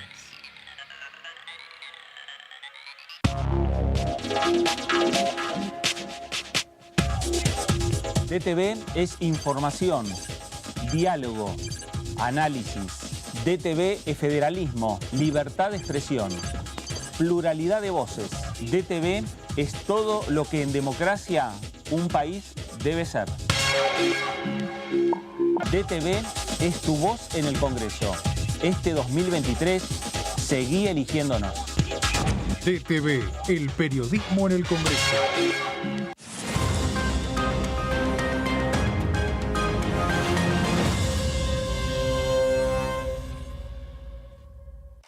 Activa recreos. Activa vacunas. Continúa la campaña contra el sarampión, rubiola, paperas y polio para niñas y niños de 13 meses a 4 años inclusive. Son 2 dosis adicionales, gratuitas y obligatorias, y son requisito para el ingreso escolar ciclo lectivo 2023. Acércate a cualquier vacunatorio u hospital público hasta el 31 de marzo. Más info en argentina.gov.ar/Activa Vacunas. Activa Vacunas. Ministerio de Salud. Argentina Presidencia. Bienvenidas y bienvenidos a Punto Género. Sabemos, estamos seguras de que las personas trans tienen muchísimas capacidades que nunca han sido miradas o valoradas. Y bueno, esta ley justamente viene a esto, a reparar. Ada Elflein fue una periodista argentina que trabajó en un diario muy prestigioso de la época y fue la primera cronista de viajes. Y ella incentivaba a las mujeres a viajar, entonces armaba grupos de mujeres que viajaban, digamos que viajaban de manera, no es que viajaban con comodidades. Punto Género, lunes, 23 horas. Exportamos bienes por más de 88.000 millones de dólares en 2022. Y detrás de ese dato hay un movimiento económico que llega a cada rincón del país. Primero la gente. Ministerio de Economía. Argentina Presidencia.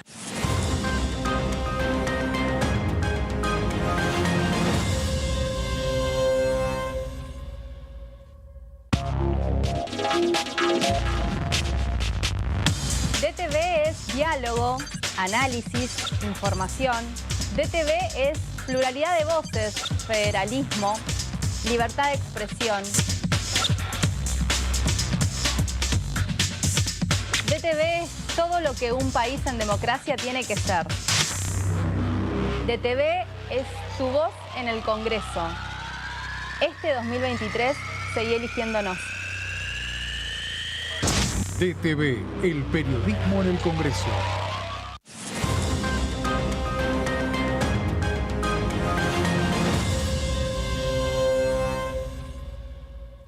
Cuando hagas una compra, paga como quieras, pero paga lo que es justo, porque ahora contás con Precios Justos, el compromiso que tomamos con supermercados y distribuidores de todo el país, para que más de 2.000 productos mantengan su precio por 4 meses y la previsibilidad de que otros 30.000 no superen el 4% de aumento mensual. Además, podés avisar de faltantes o irregularidades para que nadie tenga que pagar de más. Bajate la app, escaneá y conocé los precios justos. Primero la gente. Ministerio de Economía. Argentina Presidencia. Hola, bienvenidos. ¿Cómo les va? Esta es la segunda edición de DTV. Nosotros tenemos que generar un plan de condiciones federales que sea fortalecer la justicia federal, trabajar sobre el control y la prevención vinculado a todas las provincias linderas, a abordar temas que van como desde la hidrovía hasta el lavado de dinero y también trabajar en las áreas de las políticas educativas de carácter social. La oposición no habla como si nunca hubiese ellos gobernado. Que han gobernado 4 años y realmente nos han dejado una deuda impagable. Por eso es que soy consecuente, no soy obsecuente, soy consecuente con lo que digo, con lo que hago y vengo haciendo hace muchos años. He sido uno de que ha votado en contra del acuerdo con el Fondo Monetario Internacional. DTV, segunda edición, de lunes a viernes.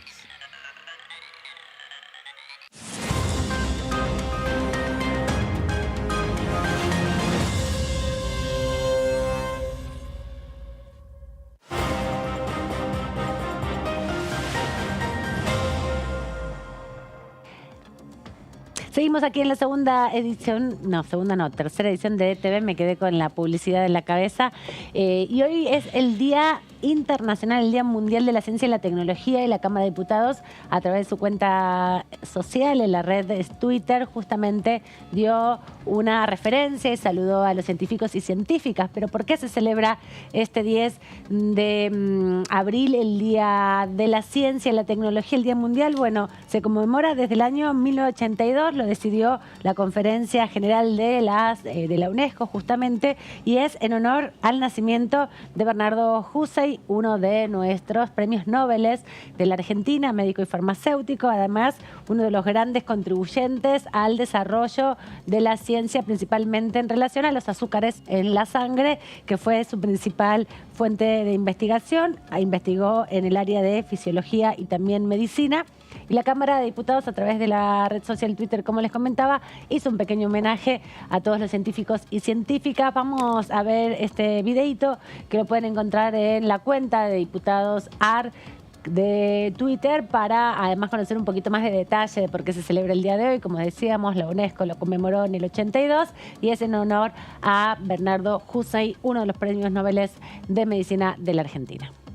10 de abril, Día Mundial de la Ciencia y la Tecnología. En el Día Mundial de la Ciencia y la Tecnología hablamos con el diputado Daniel Arroyo y la diputada Mara Brauer para que nos cuenten sobre proyectos de ley que hacen referencia a la temática.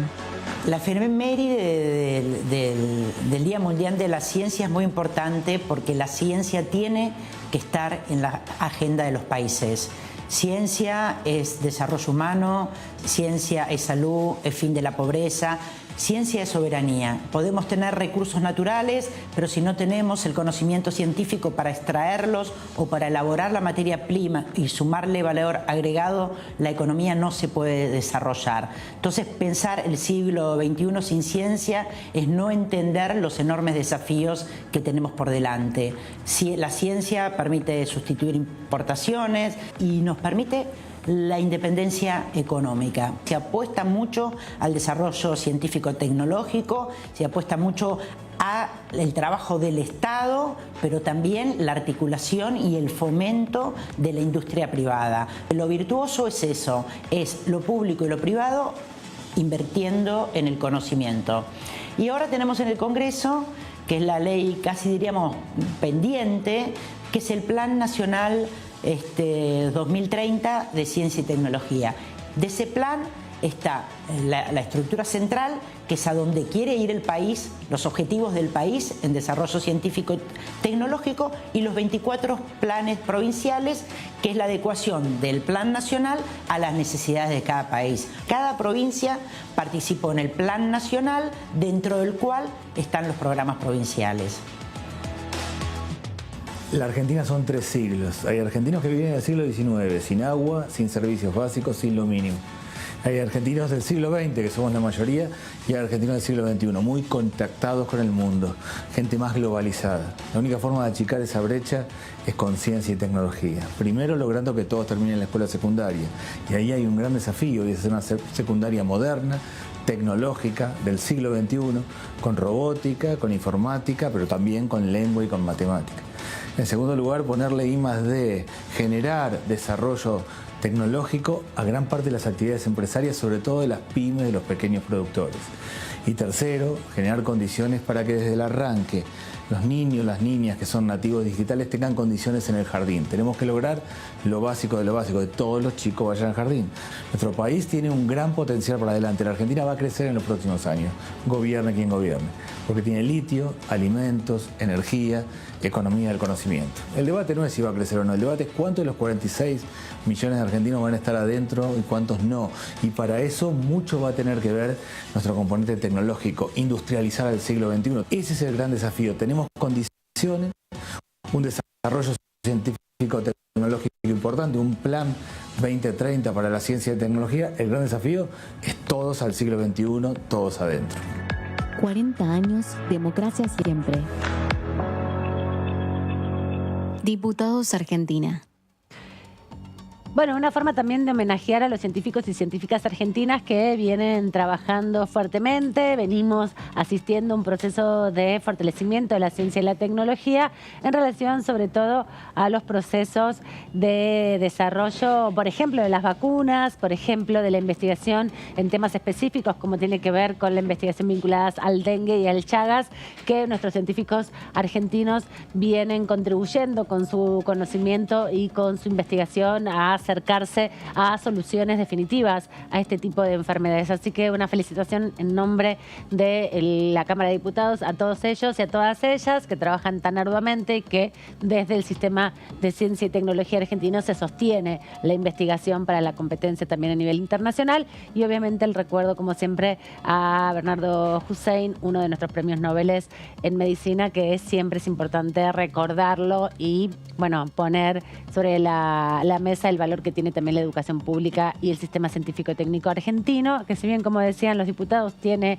ahora una correlación con la inversión privada, en general todo el desarrollo científico en este país es solventado por el Estado, por toda la sociedad argentina. Así que hoy este homenaje lo pueden ver también nuevamente en la red social Twitter de la Cámara de Diputados. Pero Mañana hay nueva comisión de juicio político y Sebastián Adida tiene toda la información para repasar lo que sucedió en las últimas 8 jornadas, no digo todas, pero para ponernos nuevamente en sintonía, porque hace 2 semanas que no hablamos de juicio político y por eso vamos a repasar un poco qué nos podemos encontrar mañana. Sí, en realidad, más que hacer un repaso sobre las últimas 8 reuniones, más bien íbamos a hacer una especie de interpretación de qué es lo que puede pasar mañana, que vuelve a reunirse la Comisión de Juicio Político después de 3 semanas. Lo decíamos en la introducción al programa, que hubo una semana en la que se produjo una doble sesión con la presentación del jefe de gabinete, Agustín Rossi, para dar un informe sobre la marcha de la gestión. El día anterior había habido una sesión en la cual se aprobaron 4 leyes y la semana siguiente fue corta y se decidió no someter a los diputados, que son bastantes en la Comisión de Juicio Político, a una nueva audiencia que se desarrollará finalmente mañana con varios convocados. En el primer renglón van a estar Germán Garabano, el ex ministro de Justicia, a quien se le extendió una nueva invitación después de la ausencia en la última reunión de comisión. Hay que ver si finalmente viene. Yo por lo pronto no tengo información, no sé ustedes. Acá mis compañeros de la mesa tampoco.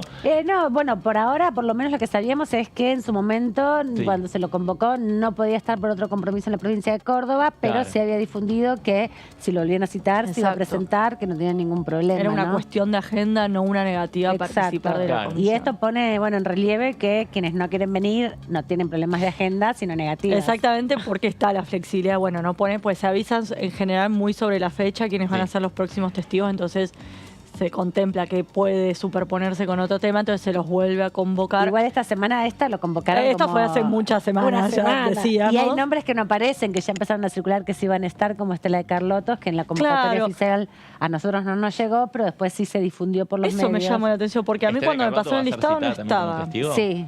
Ah, bueno, entonces le agregamos, entonces es yo tengo otra este de las que punteo va a de estar quienes van a ser los tenía el invitados, mismo. pero es una placa que quizás no se actualizó, así que ahora la vamos a ir completando. Y también en relación a eso, porque es lo que un poco decía Débora también, ¿no? Se van, según las confirmaciones, se van definiendo si una semana sí o no, se pueden presentar algunos de los testigos, porque bueno, se van acomodando. Pero sí, es uno de los que van, o por lo menos por los medios difundieron que desde las autoridades propias de la comisión que iban a estar presentes Estela de Carlotto y uno de los abogados de abuelas. Y siempre, no olvidemos que son varias las denuncias a la Corte Suprema, se van agrupando por temas, entonces los invitados también, la idea es que en este caso se hable del fallo. Y en este caso se va a hablar centralmente sobre lo que es el fallo Wiña, que es este fallo tan controvertido, ¿no? Con el beneficio del 2x1 de la conmutación de la pena para los represores de la última dictadura militar, y Garabano es convocado, es citado justamente por ser identificado como uno de quienes habrían participado en estas negociaciones un tanto espurias sobre la supuesta compra del voto de la magistrada Elena Hayton de Nolasco para llegar a ese fallo dividido, ¿no? De 3-2, que terminó beneficiando a los represores y que después fue retrotraído a partir de una inmensa movilización popular, espontánea, que concitó a prácticamente todo el arco político en la calle. Y que hizo acá una ley, ¿no? Sí. La Cámara de Diputados y de Senadores se prohibió la implementación del 2x1 a cualquier caso de lesa humanidad. Claro, sí, porque la ley anterior no contemplaba los casos de lesa humanidad. Sí, igual la ley del 2x1 ya se había derogado en su momento. Fue una ley que tuvo, de hecho, su derogación cuando fueron las leyes Bloomberg, todo ese paquete de leyes que endurecieron todos los procesos de revisión de condenas por parte del Poder Judicial y se implementaban en los casos de delitos comunes, ¿no? Lo que sucedió acá es que a partir de la derogación de la ley del 2x1, muchos de los genocidas venían convocando y pidiendo y solicitando que se implemente esa ley, que de hecho en el caso Muña tiene una particularidad muy particular, que Muña no estaba preso cuando no se lo había condenado, cuando existía la ley del 2x1, que fue una ley que se implementó entre los 90 y principios de los 2000, porque bueno, había una sobrepoblación carcelaria y en ese momento se encontró una respuesta para aquellos que ya habían cumplido una cantidad de años de condena, ir conmutándole doble cada año de condena para permitir la reinserción social. Muña, cuando es juzgado, finalmente, cuando se derogan las leyes de obediencia debida y punto final en el 2004-2005, es condenado después. Claro. Y las leyes Bloomberg ya habían sido aprobadas ya en el 2000, creo que en el 2000 habían sido derogada la ley del 2x1, y la Corte, de una manera realmente fuera de lo común, implementa una ley que ya no estaba vigente para beneficiar a un genocida. Eso es lo que más extraño parece, y por eso se presentaron las denuncias. Que estaba en su casa cumpliendo prisión domiciliaria, o sea que no se entiende muy bien cuál era la urgencia y cuál era la prioridad para la Corte Suprema otorgarle este beneficio a una persona que en definitiva no estaba en las peores condiciones de detención, estaba purgando su condena desde su domicilio, ¿no? En libertad condicional, no libertad condicional, sino prisión domiciliaria, exactamente. Pero bueno, nobleza obliga de Garabano, hay que decir que a diferencia de, por ejemplo, el senador José Torello, quien dijo que la Comisión de Juicio Político no tenía facultades para hacerlo comparecer compulsivamente, él no no estuvo reticente a declarar, sino que manifestó su voluntad de comparecer si se reprogramaba la fecha, y de hecho esta convocatoria ya tiene varias semanas de antelación, con lo cual uno esperaría que cumpla y que honre con su compromiso y que mañana esté. Nadie espera que no esté. Lo que pasa es que es una figura fuerte, un símbolo del gobierno macrista, ¿no? El gobierno de Cambiemos. Y si va a dar que hablar, ¿no? Se va a generar un fuerte revuelos, diga lo que diga el ex ministro de Justicia, Germán Garabano. Después también están citados una serie de periodistas que son quienes en su momento, en aquel año 2017, hicieron un seguimiento con cobertura sobre las razones que llevaron a la Corte Suprema a emitir este fallo tan polémico del 2x1 y cuáles fueron los arreglos políticos y todo esto que está bajo la lupa, que tiene que ver con un supuesto intercambio de favores y una especie de una supuesta causalidad entre lo que fue el fallo Schifrin, el fallo Schifrin que avaló la continuidad de la jueza Hayton de Nolasco, más allá de que ya había cumplido los 75 años, con el compromiso del gobierno nacional de no apelar justamente eso es lo que le van a preguntar, ¿no? A Garabano, seguro. Claro. ¿Por qué decidieron no apelar en el caso? El fallo Schifrin, la causalidad va con este fallo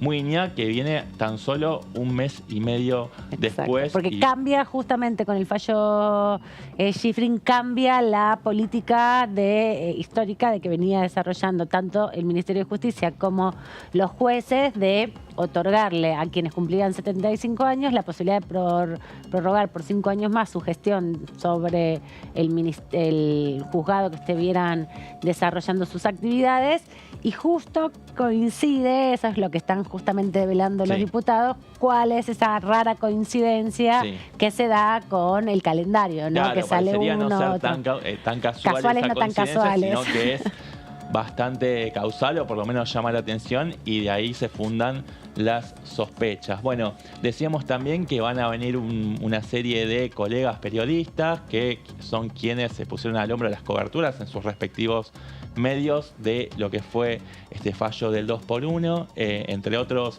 varios de Página 12, como Melina Hauser, Luciana Bertoya y Martín Granowski, también Silvana Boschi e Ignacio Miri, en este último caso del medio Clarín.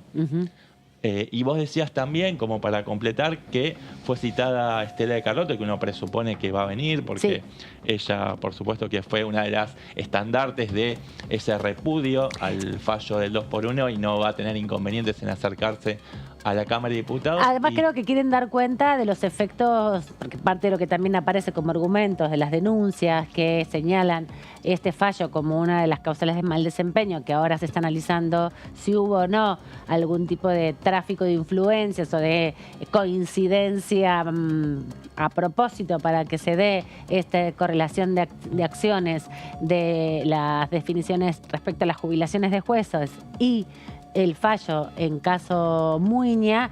Bueno, en coincidencia de todas esas fechas que se están dando y relaciones por uno y otro caso, bueno, Estela de Carlotto quiere explicar los efectos negativos que ha tenido eso, porque a partir del caso Muña muchos represores solicitaron justamente... Sentó un precedente. Claro, sentó un precedente y fue a cambiar, luego no se pudo, tuvo que revertirse, pero intentaba cambiar justamente la línea histórica que venía sosteniendo desde la recuperación democrática la Corte Suprema respecto a los juicios de lesa. Y por eso se fue también a la sanción de esta ley que dejaba explícito que no se podía apelar al 2x1 para el caso de los genocidas, obviamente. Bueno, perfecto. Hablábamos antes, repasamos, bueno, cuál es el causal y tiene que ver con esta supuesta compra del voto de Hayton de Nolasco, y decíamos que este fallo no habría surgido de la voluntad de la Corte Suprema, sino de la voluntad de la Casa Rosada, que es la que estaría detrás de este fallo Muiña, y habría una causalidad entre el voto de Hayton de Nolasco, que fue firmado además por Horacio Rosati y Carlos Rosenblatt, que son quienes a quienes se le está sometiendo a juicio político por esta causa en particular, con la decisión del gobierno de no apelar el fallo Schifrin, que fue dictado apenas un mes y medio antes, avalando la continuidad de la magistrada en la Corte, pese a que ya tenía 75 años, si no mal no recuerdo, ella renunció al cargo en el 2021, Sí. ¿no? El año, bueno, hace un año y medio. 2021, en octubre. Digamos, con el Sí. cambio de gobierno. Sí. No, estuvo un año, creo que fue en 2020. Sí. Claro, con el cambio de gobierno, entre que se dio esta situación, que justamente durante el gobierno de Mauricio Macri, ella cumplía igual 75 años, si no me equivoco, en el 2020, o en el 2019, que fue justamente el proceso en el Sí. que se dio toda esta discusión. Y por esta causal no son investigados ni Maqueda ni Lorenzetti, porque son justamente los votos en disidencia de ese fallo dividido. Hayton de Nolasco terminó cambiando su voto por el escándalo. Además, ella no tenía una tradición en ese sentido y sirvió de alguna manera expuesta y terminó cambiando su voto. Vamos a la siguiente placa, por favor. Ahí va. En la anterior audiencia, que se suscitó 3 semanas anterior, fue bastante ilustrativa. En el 21. El testimonio de Federico Morgenstern, de la vocalía de Rosenkrantz, un personaje bastante peculiar, ¿no? Con un sentido de histrionismo interesante, que por momentos había como una especie de inversión de roles. Sí. Veíamos que le hacía preguntas a los integrantes. Estaba muy de la Comisión acostumbrado de más que Juicio a Político. contestar, a preguntar. Sí, además como ¿No? un exceso Se de sentía confianza, cómodo. confianzudo. Lo veíamos al muchacho. Pero bueno, la verdad que Interesante desarrolló su su testimonio. exposición ampliamente y se dispuso finalmente a contestar todas las preguntas de los legisladores. Federico Morgenstern, decíamos, de la vocalía Rosenkrantz, confesó haber elegido él mismo, por instrucción de su jefe, o sea, Rosenkrantz, el caso de Muiña de una manera arbitraria y que tenía que ver con que no era una persona famosa, un represor que estaba en las páginas de los diarios. Exacto. También Pero sí hay que dar cuenta que Luis Muiña operó como civil en los comandos que actuaron en el Hospital Posadas, donde desaparecieron médicos, personal de salud, del sistema de salud, enfermeros, enfermeras, auxiliares. Incluso ahí conocimos el testimonio de la diputada Susana Graciela Landricini, que su hermano fue reprimido, fue secuestrado y empujado de un vehículo en movimiento por el propio Muiña, porque era médico del Hospital Posadas, ¿no? Una causa, la del Hospital Posadas, que aún siguen varios de los detenidos desaparecidos, que son alrededor de una docena, algunos sin identificar todavía sus cuerpos y continúan desaparecidos sin saber cuál fue su destino final, ¿no? Sí, otra de las testigos que declaró en la última audiencia fue Gladys Cuervo, que es una sobreviviente también de enfermera, ese circuito ella. de represión. Sí, era la jefa del servicio de enfermeras del servicio de traumatología del Hospital Posadas y estuvo detenida en lo que se llamaba el chalet, que funcionaba dentro del predio del Hospital Posadas y sufrió todo tipo de tormentos por, gente comandadas que se dedicaba, por Muiña. Sí, no sé si comandados por Muiña. Muiña tenía 21 años en ese momento. No sé si era el jefe del operativo, pero evidentemente era una pieza de ese engranaje de la represión. Vos decís que era el jefe del operativo. No, lo que digo es que tenía un rol fundamental ahí, que no era un proceso que venía dentro del régimen castrense, que era un soldado, sino que era un civil que se suma a los grupos de tareas que operaban dentro del hospital. Que esa es la característica que tiene Muiña, a diferencia de otros represores que venían siendo parte de la estructura militar y, bueno, tenían otra condición en términos de obediencia, ¿no? Acá fue espontánea, digamos, su participación. Sí, decíamos recién que fue Morgenstern el que eligió aleatoriamente un poco este Sí, caso. eso es lo que dijo no sé él. si aleatoriamente, bueno, habrá habido cuál era el criterio que le convenía a la Corte Suprema para poder fundamentar. Eso no quedó del todo claro cómo fue que se eligió. Él Sí. se hizo cargo, que Se fue el hizo- que llevó el expediente y dijo, este es Sí. uno de los casos, pero tampoco quedó del todo claro Además fue todavía. bastante atípico que reconoció que él estuvo trabajando durante toda la Todo el feria verano, judicial del sí. verano, trabajando en los fundamentos del fallo y Encontrándole la vuelta para que sea claro, y justificable el tratando de- fallo. Tratando de fundar por qué la Corte en realidad no tenía una tradición o una doctrina en contra del, perdón, a favor del 2x1, sino que, bueno, Sí. una cosa un poquito Confuso, rebuscada. ¿no? Sí, eso, que fue una explicación difícil. Y yo entiendo que cuando todo esto se ponga en consideración de manera conjunta, después de todos los testimoniales y de la prueba documental, vamos a tener un poco más de herramientas para saber cómo se engrana y cómo se encajan todas estas declaraciones, porque a mí también me pareció confuso. Sí. Fue una de las exposiciones más complejas por la característica de Morgenstein, por Sí, un lo que lado. decía es que la Corte Suprema ya había otorgado el beneficio del 2x1 en el caso del represor Simón, un Sí. caso del año 2013. Sí. Bueno, trató de fundamentar por qué este fallo del 2x1 no estaba sacado de contexto ni era una anomalía, digamos, si se analizaba toda la serie histórica de la que venía. Claro, de alguna manera justificando la acción, sí. Claro, sí, como que no era algo tan desatinado, pero Exacto. lo cierto es que motivó y desencadenó una reacción popular inusitada, ¿no? Y justificada, y por supuesto que la celebramos a la distancia ya, Sí, sin en duda. el tiempo. No sé si tenemos más placas, a ver. Acá está. Sí, bueno, esto es lo que decíamos recién. Además, durante esos meses del verano de la feria judicial, él reconoció haberse juntado personalmente en 2 oportunidades con Hayton de Nolasco y una con Rosati, que no era en ese momento el presidente de la Corte, pero bueno, tenía su peso. Esto no es habitual que un secretario o un letrado de la vocalía de un juez se junte con otros jueces, pero evidentemente habían charlas donde no quiso adelantar cuál era el contenido de esas charlas, pero tenían que ver claramente con empezar a enhebrar el hilo conductor de los argumentos que fundamentaban ese fallo del 2x1.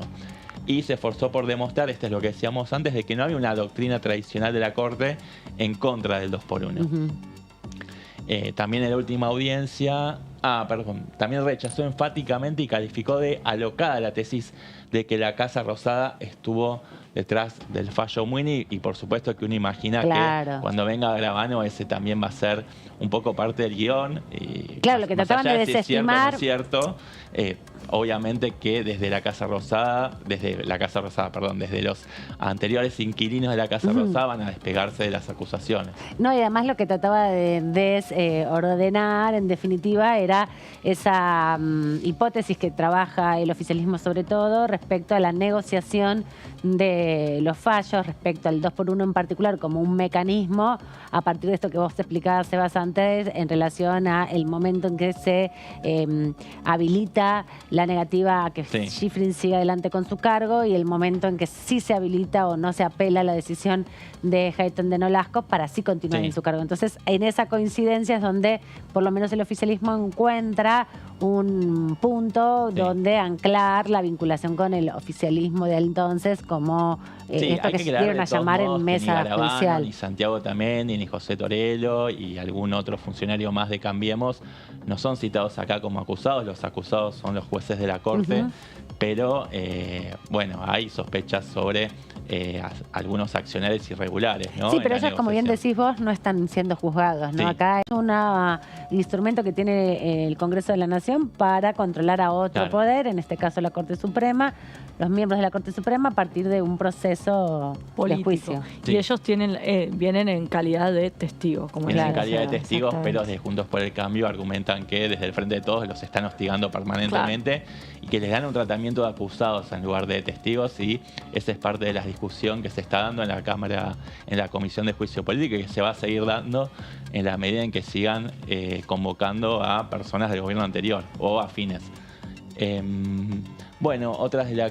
Otra testigo que dio un testimonio bastante conmocionante fue el de Gladys Cuervo, enfermera sobreviviente del centro clandestino El Chalet en el Hospital Posadas. Ella sostuvo que aquel fallo, el 2x1, significó una amnistía encubierta a los represores de la última dictadura cívico-militar y también habló del partido judicial como continuador o sucesor del partido militar. Esto es, bueno, parte de lo que se estuvo trabajando en estos últimos encuentros vinculados con el juicio político a los miembros de la Corte Suprema. Hay mucho más para repasar. También les recomendamos a quienes les interesa seguir en particular los testimonios de cada uno de los testigos que pueden ir al canal de YouTube de Diputados TV y de la HCDN. Allí está cada sesión de la Comisión de Juicio Político y lo interesante que también tiene, está traqueado, está linkeado en la descripción de cada uno de los videos de cada una de las comisiones, el testimonio de cada uno de los testigos, ¿no? Entonces vos no te tenés que ver las 8 horas para llegar al testigo que te interesa, sino por el nombre, cliqueás ahí y directamente el video se posiciona en el inicio de la convocatoria de estos testigos. Y otra cosa importante sobre el juicio político que también es fundamental en este contexto que se está dando es que se puede revisitar todas las sesiones de las comisiones en versión taquigráfica, están accesibles, hay dentro de la página web de la Cámara de Diputados. Si entras en el área que en la solapa que dice comisiones, vas a la de juicio político, ahí dice de una subcarpeta que se llama juicio en curso y ahí aparecen no solamente los documentos de la admisibilidad, las 14 denuncias, los expedientes con las 14 denuncias, el link para ver cada uno de los expedientes, sino que también cada una de las 8 reuniones que ya se desarrollaron con las taquigráficas se suben como al día siguiente o 48 horas después para que cada uno de los argentinos y las argentinas pueda seguir este juicio político, que es un instrumento, como decíamos, que está en la Constitución Nacional, pero que se usa poco en Argentina, ¿no? Se usó principalmente para los miembros de la Corte Suprema, es la tercera vez que se enjuicia a miembros de la Corte Suprema, en distintas etapas, en la década de los 40, en la década de los 2000, podríamos decir, y ahora en la década de los 2020 se está dando este desarrollo. Y tiene que ver con principalmente acusaciones sobre mal desempeño de las funciones de estos funcionarios que son, recordemos, elegidos desde el 94 a partir de la propuesta del Ejecutivo Nacional. Se hace una convocatoria de contraposición de antecedentes, donde la opinión pública puede dar su opinión, justamente su mirada sobre estos miembros que se convocan para la Corte Suprema y después se tiene que elegir con 2/3 de los miembros del cuerpo del Senado, ¿no? Es un método donde intervienen distintos sectores justamente para poder tener un control entre los distintos poderes y una articulación en la división de poderes. Así que en eso está este proceso de juicio político. Sí, hubo un intento también de designar esos varios jueces por decreto, ¿no? En la administración anterior. Exactamente, eso es lo que se da en este proceso del debate respecto del juicio político. Así que mañana 13 horas, prepárense porque son varios testigos y se va a hacer largo el proceso. Me parece que va a ser menos escabroso que los que venimos viendo porque venían participando, digamos, los trabajadores del Poder Judicial dentro de la Cámara, de la Corte Suprema, que es algo que no conocemos, casi nadie conoce cómo funciona. Y que tiene un lenguaje en general bastante encriptado, difícil de entender. En cambio, al venir periodistas que están acostumbrados a de alguna manera traducir un poco lo que pasa en los tribunales, que por ahí es difícil de entender, imagino yo que va a ser más llevadera, ¿no? Sí, La más comisión. Sí, eso es parte también del tema y de la discusión. Pero bueno, los dejamos para mañana porque vamos a tener una cobertura de toda la transmisión que se va a hacer de esta comisión. Seguramente a nosotros nos toque las repercusiones al finalizar la ronda de testigos. Vamos a cambiar un poco de tema. Estamos con las efemérides en este bloque porque recordábamos hoy el Día Mundial de la Ciencia y la Tecnología y también queremos recordar el 31 de marzo justamente que fue el Día de la Visibilidad Trans. Y justamente se están cumpliendo varios años ya, más de 10 años de la Ley de Identidad de Género y la Cámara de Diputados también a través de sus redes sociales homenajeó la ley de identidad de género por un lado, pero sobre todo homenajeó a el 31 de marzo, Día de la Visibilidad Trans, como una acción positiva para, bueno, reconocer justamente todas nuestras acciones transfóbicas y tratar de transformarlas en acciones positivas que permitan la integración y el reconocimiento de los aportes que hacen a la sociedad y a la cultura y a mejorar las condiciones de la democracia, todas las personas trans que que, que habitan en la Argentina, que habitan en el mundo y que con este reconocimiento se puede poner sobre la mesa también la violencia permanente y la discriminación que sufren. Primero vamos a ver este reconocimiento que ha hecho institucional la Cámara de Diputados a través de sus redes sociales con este video. Día Internacional de la Visibilidad Trans. ¿Sabes por qué celebramos este día? En 2009 se impulsó la iniciativa de crear esta efeméride para tomar conciencia y reflexionar sobre las condiciones de vida de este colectivo. El acceso a la salud y al trabajo son derechos imperativos para las personas trans, quienes todavía son vulnerabilizadas, estigmatizadas, discriminadas y violentadas cotidianamente a causa de su identidad de género. Argentina se encuentra a la vanguardia respecto de otras democracias del mundo. Fue el primer país en sancionar la ley de cupo laboral trans 27.636.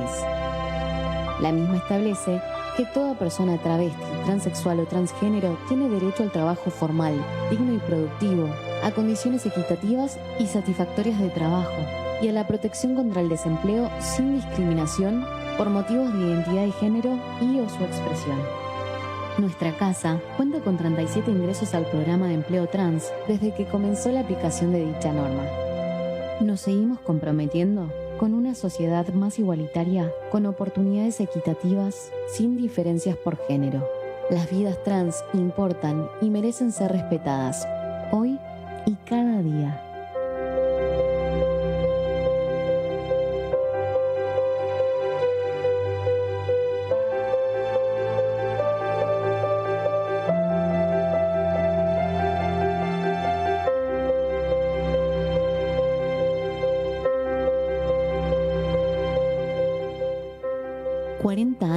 Democracia siempre.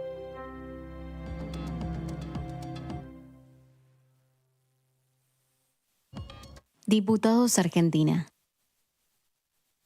De 1 de marzo, entonces, Día Internacional de la Visibilidad Trans, veíamos justamente en ese video muchos de nuestros compañeros y compañeras trans que trabajan aquí en la Cámara, en distintas áreas y lugares, y recordaba justamente la ley de cupo laboral travesti trans que ha facilitado y ha permitido y ha, reparado, en definitiva, tantos años de exclusión a un colectivo que viene siendo vulnerado hace mucho tiempo, pero sobre todo viene siendo reconocido desde el 2012, como decíamos, con la ley de identidad de género, y en el 2021 con la aprobación de la ley Diana Zacayán, Luana Berkins, de cupo laboral travesti trans. Pero también les queremos mostrar, veíamos ahí en el video algunos de nuestros compañeros y compañeras, como les contábamos, que también aquí en este área que es Diputados TV tenemos dos colegas, dos compañeros que son de la comunidad trans.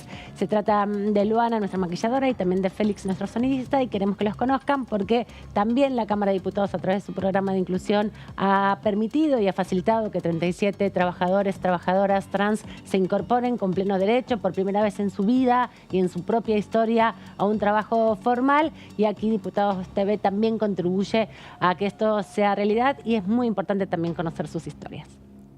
Hola, mi nombre es Félix, tengo 28 años, estoy acá en la Cámara, en la parte de DTV, me encargo de la parte de sonido, tanto microfonear a diputados y diputadas como invitados que vienen al canal.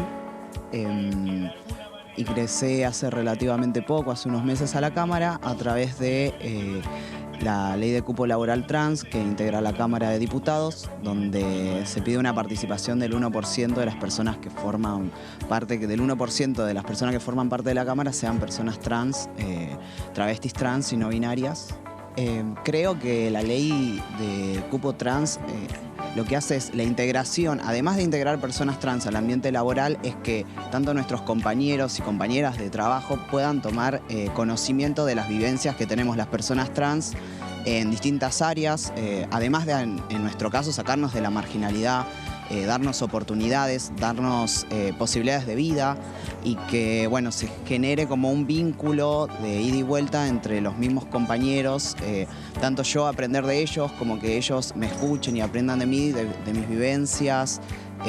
Una de las cosas que más me gustó de estar acá en el canal es el poder aprender constantemente de cómo funciona el canal, y andar en contacto con personas que me ayudan a mi crecimiento personal y profesional, que bueno, ya es un montón, viniendo de un colectivo que siempre fue como marginado y puesto en duda, ¿no? Desde el día 1 me sentí muy contenida. Creo que es un grupo humano que tiene mucha empatía hacia las personas. Eso sentí, ¿no? Independientemente que todos somos distintos, pero sabemos conllevarnos cada uno, ¿no?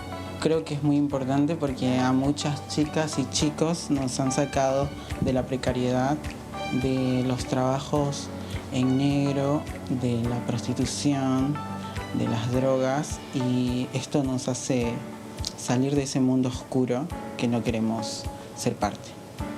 Entonces siento que es muy importante que la comunidad trans esté abarcando estos puestos de trabajo.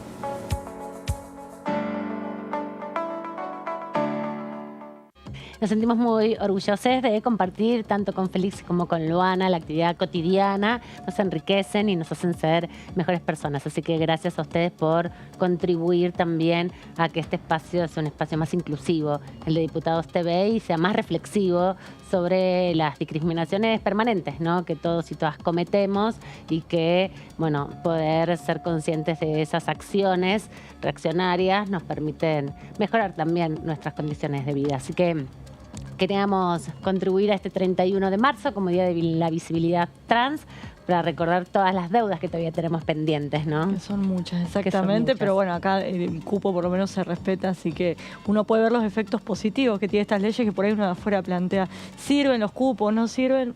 La verdad que te terminas dando cuenta con el correr de los años que sí. Así es, así que un poco ese es el panorama en estos días. Recuerden, mañana tenemos actividad parlamentaria y los próximos días, bueno, había expectativas, se espera, se está trabajando fuertemente para que la próxima semana pueda haber una sesión. Quien dice, llegando a finales de abril, otra vez el 28, haya una sesión, claro, sea la apuesta por los 28. Sí, se hablaba del 19 el abril, 19. pero está quedando como media verde esa posibilidad porque no hay acuerdos todavía. Sí, pero todavía tiene muchos proyectos. ¿Quién te dice algún proyecto termina siendo la llave para que eso se concrete? Hay muchos proyectos, que hice una nota el fin de semana, ¿sí?, por eso lo tengo muy fresco, que podrían cerrar de alguna manera la grieta, que tienen amplio consenso de los dos, de tanto del oficialismo como el de la oposición. Uno de ellos es la ley de agroindustria, en la que tanto venimos hablando, también lo que tiene que ver con la reforma de la ley de lavados de activos, que es otro tema que se puso muy sobre la mesa en los últimos tiempos. Que no tienen dictamen ninguno de los dos, pero tienen muchas conversaciones. Exacto. Los dictámenes también pueden salir el mismo día. Ha pasado que salieron el mismo día de la sesión, ¿no? Eso mismo, son dos proyectos de ley que, como bien decís, se vienen conversando mucho, se le fueron haciendo modificaciones. En el caso de la ley de agroindustria ya se volvió a presentar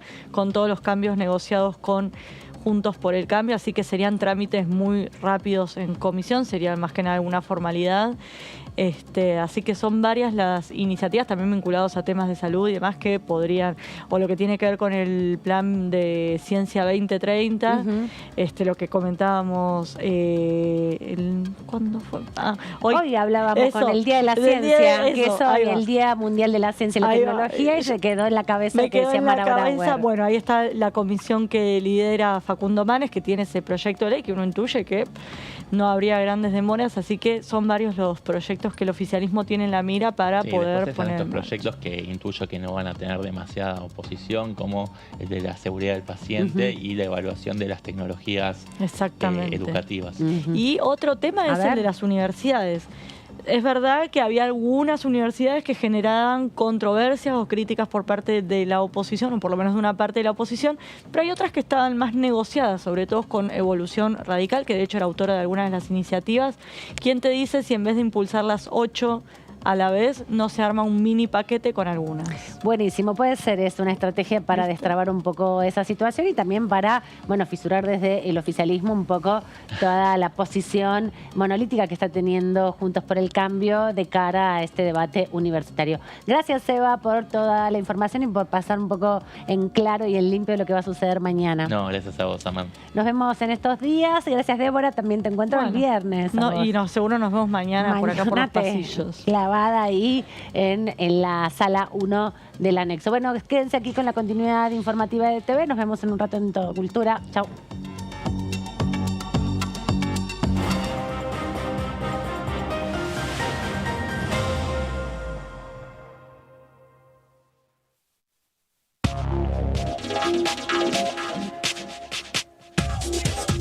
DTV es información, diálogo, análisis. DTV es federalismo, pluralidad de voces, libertad de expresión. DTV es todo lo que un país en democracia tiene que ser. DTV es tu voz en el Congreso. Este 2023, seguí eligiéndonos. DTV, el periodismo en el Congreso.